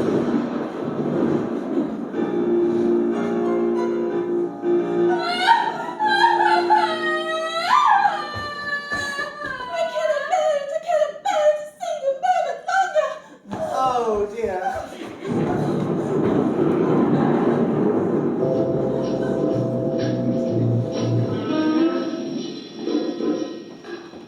We'll be off shortly, sir. Don't worry.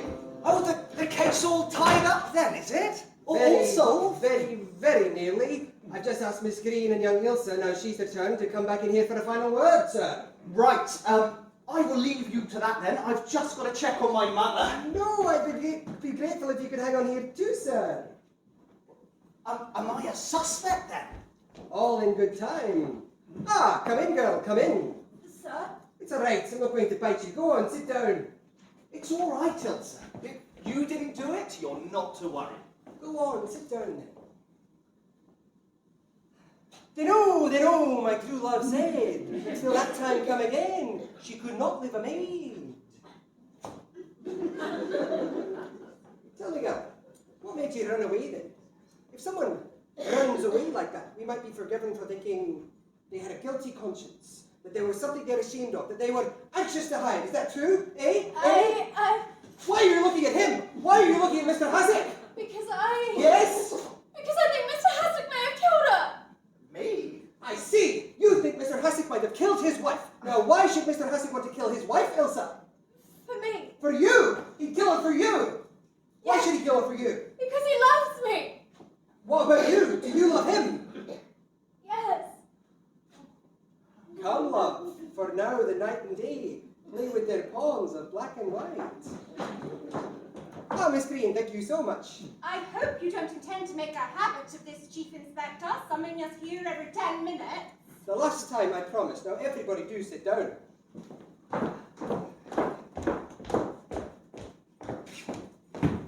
Not you, Sergeant. You stand by the front door and try and stop people from running away again. Yes, sir. Now, I know you're all very busy people. I won't keep you long. There's just one small point concerning that letter which you, Miss Green, were good enough to read out to us last time. Well, what about it? As I say, one small point still eludes me. Silly of me, I know. I'm sure there's an explanation. I wonder, would you be kind enough to read it out again? Again? I'd be so grateful if you would, please. Very well. This is a complete waste of all of our time. Do you still have the letter? Yes, I have it on me here somewhere. No, I don't even have them. What have you lost? My glasses. I must have left them upstairs. I'll just go. Oh, no. Don't go to all that trouble. Here, try these. They're my own reading glasses. They're not that strong. But sir, you don't use... Here, Miss Green, try these, please. Very well. Do you have the letter?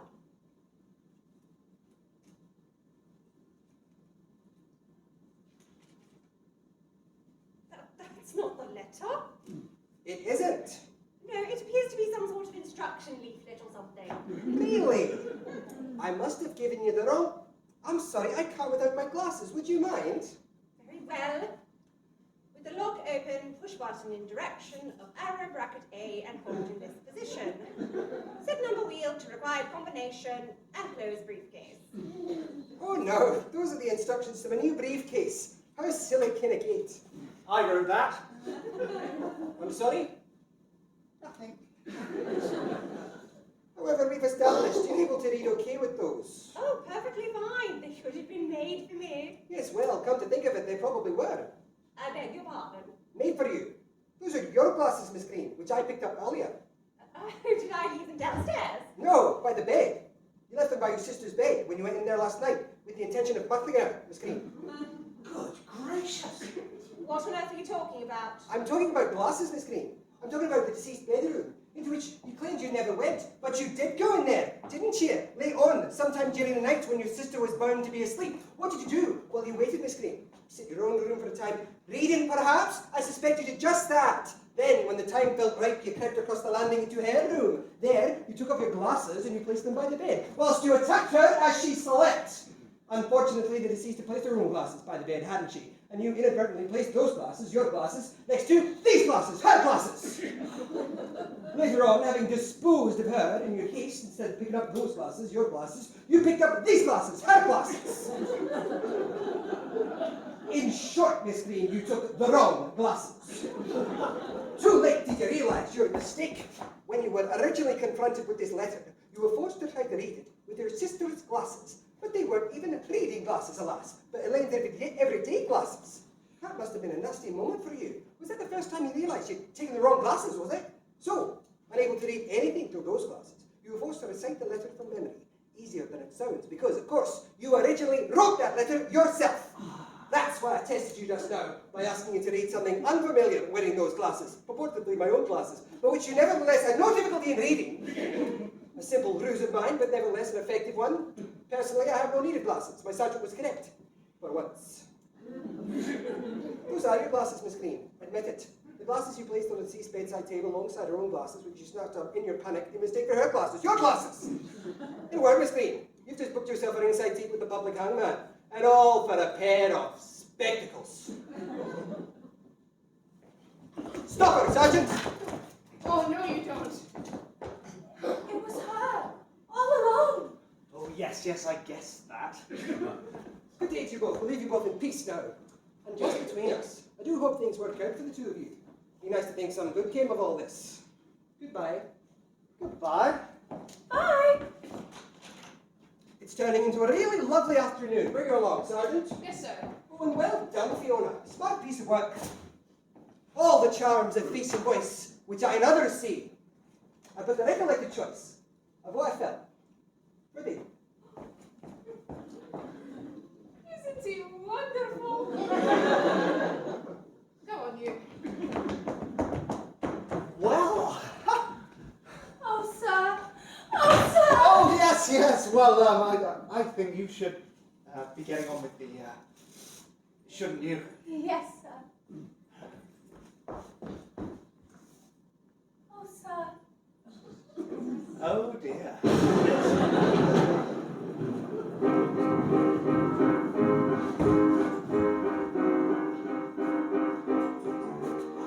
I had wearied of my tapestry work and was making my way to bed when I chanced upon a significant meeting between the saintly Mr. Arnold and his dear friend Dr. Thomas Goodpeace. I drew back into the shadows to listen. Arnold, my dear friend, I have been tending to your sister. She is safely on the road to recovery. Oh, good. I'm very happy for her. Now, Arnold, there is a matter I wish to discuss with you, one of extreme gravity. Oh, yes.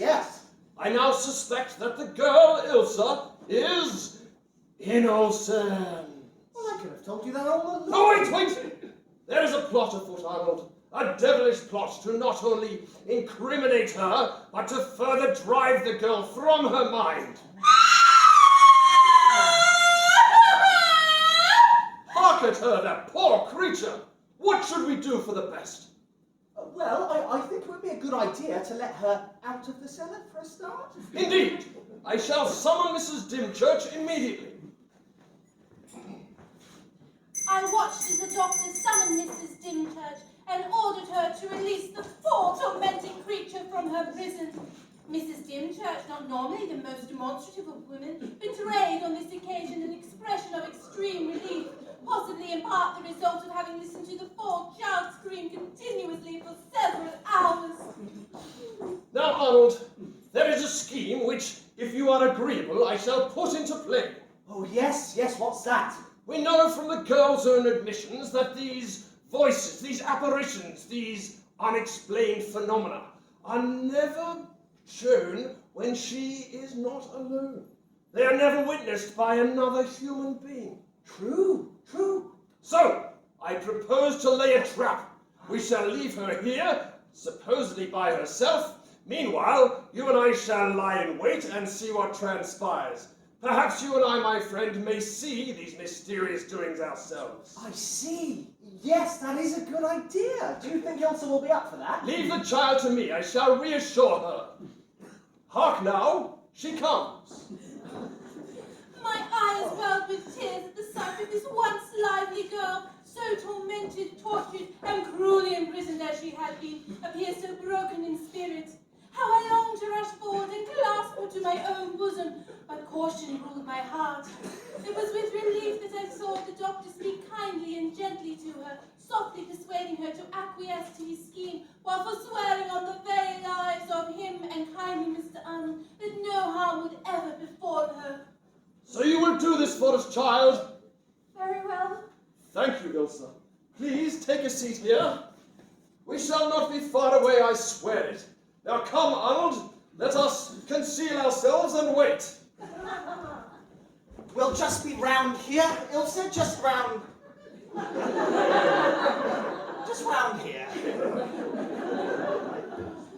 Minutes turned into what seemed like hours. If I had not heard the dining room clock strike first the quarter, the half, and the three-quarter hour in turn, I would have sworn dawn was about to break.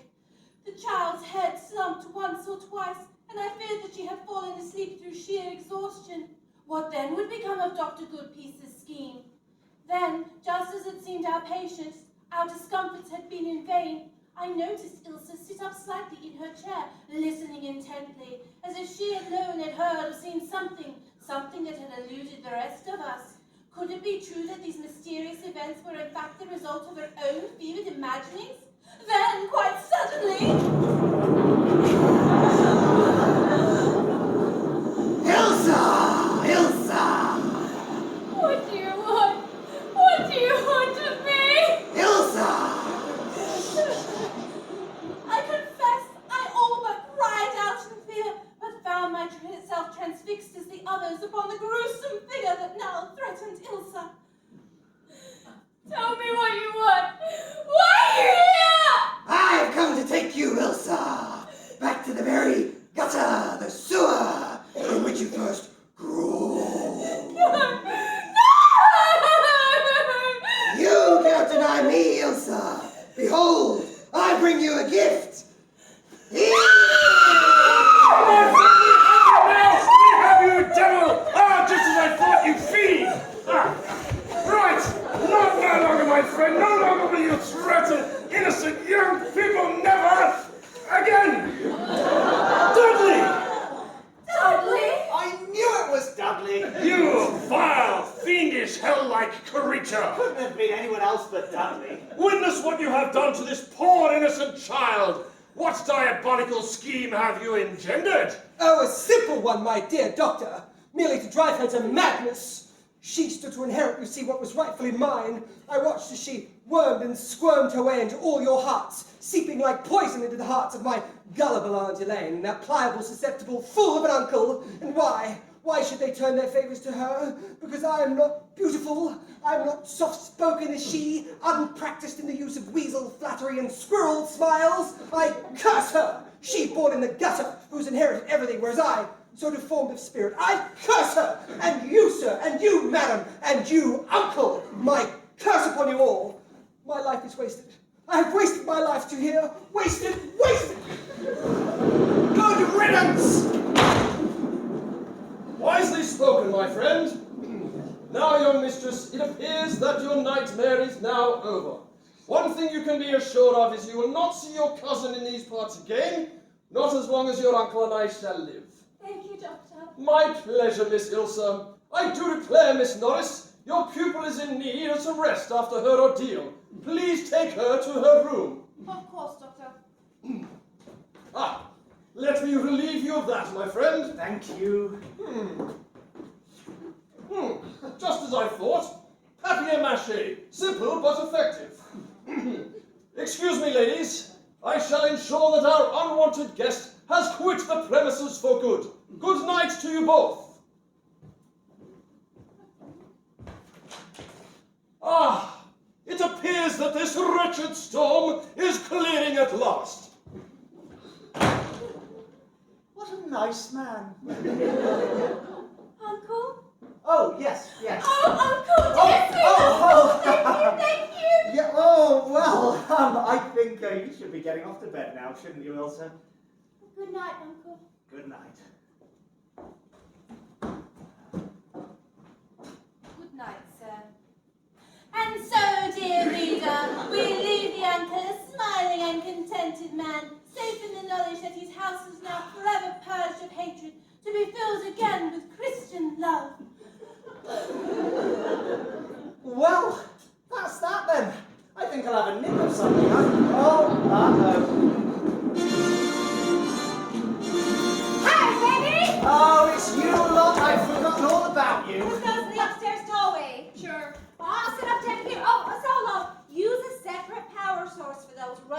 window? Sure. I hope you're not going to make too much mess. Oh, it's all in hand, Arnie. These are just basic STJ detectors. They're true to pick up any type of alien activity. We're putting just the 6 in the house. The rest will deploy outside. Here, you want these? Oh, sure, put in there, Zach. How many more of you are there? Hi! Oh, Arnie, this is Zach. Zach, also known as Sandy. Take your pick. Zach, Arnie, Sandy. Hi! Hi. Oh, turn us on, will you? Sure! Good to meet you, Arnie. Stay cool! Well, I will if you keep leaving that door open. Are you all set up there, Solo? Yeah. What happens now then? Ooh, we pray for something to happen. Oh, fetch the gizmo, Solo. If something predisposes itself between the sensors, then the lights flash. Well, they haven't flashed yet. What? Well, she just walked between them. Nothing happened. I should hope not. She's human, more or less. They're set for alien metabolism, silicone-based, you see? I see. Okay. Oh, sure, give it a try. See? Ah, yes. That's a silicone-based conceptor. Check upstairs, Solo. Ready to roll? Are the outside sensors working? All 200. I ran them from here to the village. Nothing gets in or out without our cognizing. I'll be in the van. Start monitoring. AIT. As you are. Hi, Chief. Hey, Zach. Hey, Arnie, how you doing? Very well, thank you. Just been seeing your equipment in action. Very impressive. Oh, you're impressed, are you? Yes, wow. I am. Let's just hope these things are impressed as well. Oh, Solo, stay upstairs, please. Sure. Right, now, I want all of these exits fortificated and sealed. Rhoda, you take the front door. Stay outside the sensorial area. Arnie, why don't you take that door? I'll be back here. Right, Rhoda, hit the lights. Check. Good. This way nothing gets in or out. Especially out if it's in here, it stays in.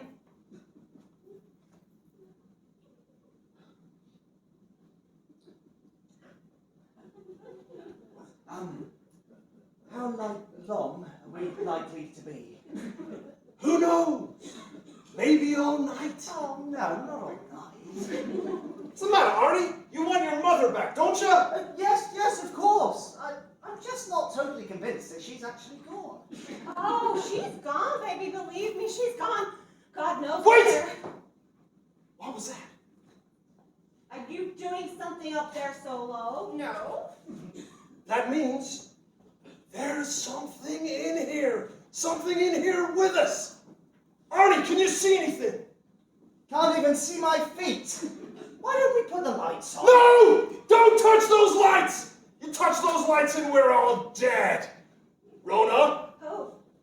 Oh, I am picking up something. I think it's there. Oh! No. Oh, where did it go? Solo, can you see anything? No. Oh, it's there. Solo, go! It's invisible until you're bastard! Go, go, go! Ah. Ow. Hello? Is anyone there? Hello? Oh, I can't stagger about in the dark all night. I'm going to risk it.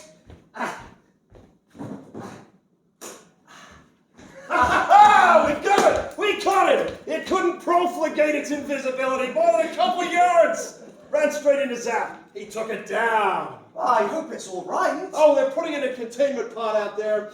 They'll bring it in here. We'll have a look at it a little bit later. But first things first, I wonder if they know yet. Oh, who's they? 500 miles out, up in the mothership. I wonder if they've realized. I guess they have. They don't miss much. What'll they do then? Destroy the entire world? Well, that's what they usually do, isn't it? My proficient hope, Arnie, is that they'll do a swap.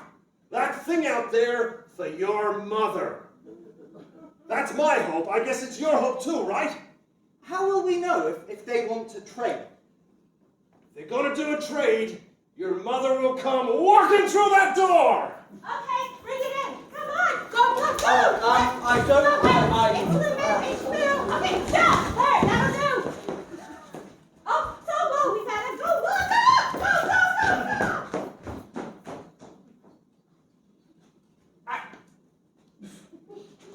going to be alright in here? Seal tight! I hope it can breathe. It's a bit snug, isn't it? Not much air. We're feeding in methane life support through the umbilicals here. It's not gonna suffocate. Rex, are you sure we want to trade it back? I mean, the research we could do. There's a human life at stake here, Zap. A human life. Nothing's more important than a human life. Right, you're right, of course. Once we start behaving like that, we're no better than the rest of the universe. We locked the vehicle. Oh, it'll be safe enough out there. Are you sure? Sometimes there's kids. They locked down the tires. Bastards. Oh, Solo, settle down. They're just kids. Come on, just kids. Do you think they know up there that we have it? Think they would by now. Oh, Arnie, that is a great piano. Oh, my mother's. Yes. Let's hope they left her with fingers. Are you gonna play us something, Rex? No, I don't think It's I good, will. you know, sometimes when we're really low, like in the slough of despond, we'll hear, oh, go on, Rex. Go All on! right. Oh, it's the front door, Rhoda. Let her in, it's gotta be her. Oh, it's her! It's her! Praise be, it's her. Who is it? It's your mother, Arnie, it's your mother. That is not my Oh mother. my God! A man can't even recognize his own mother! Take her upstairs, roll her out, check her out when she's at rest. But first things first, Arnie. They've done their part of the bargain. We need to do ours. We do. Yes, we do, Solo. Yes, we do. All right, Zap. Open this thing up. Let's take a look before we let it go. You're sure? As sure as I'll ever be. Okay, stand back. Here we go. Oh dear heaven, what's in there? It's Goblin the Goblin!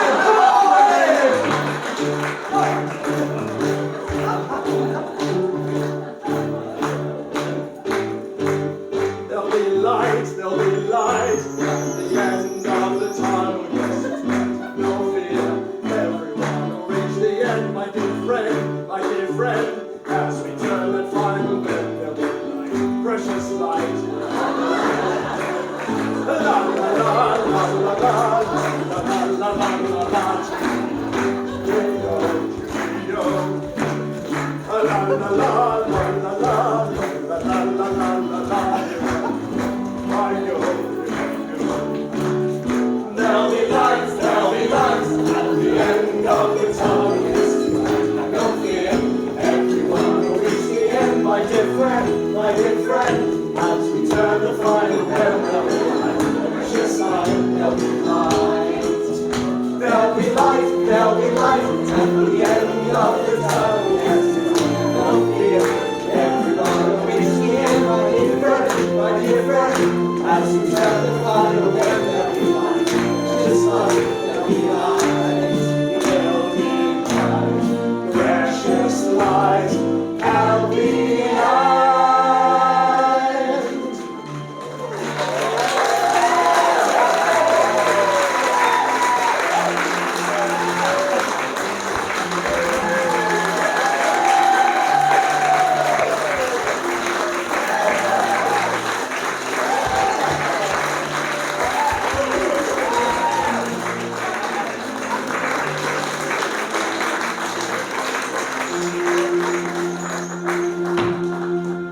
Well, nice to finish with a sing-song. Oh. Kevin! Kevin, yes, you're just in time. Ilsa's just getting her coat on. Oh. Ilsa! He's here! Just coming. Oh. Oh. Good, right. I'll be off then. Nothing else, was there?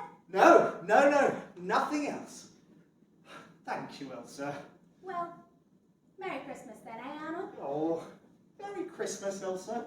Oh, Bye! bye! Well, Merry Christmas.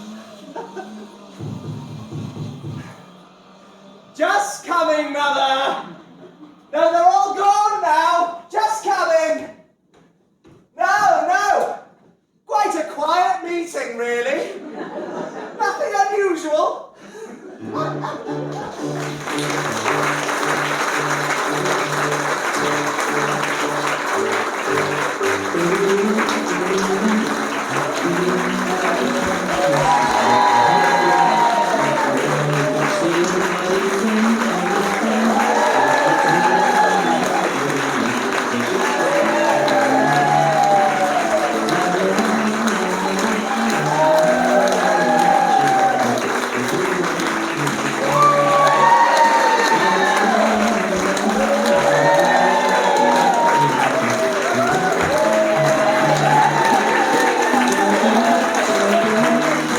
end of the tunnel.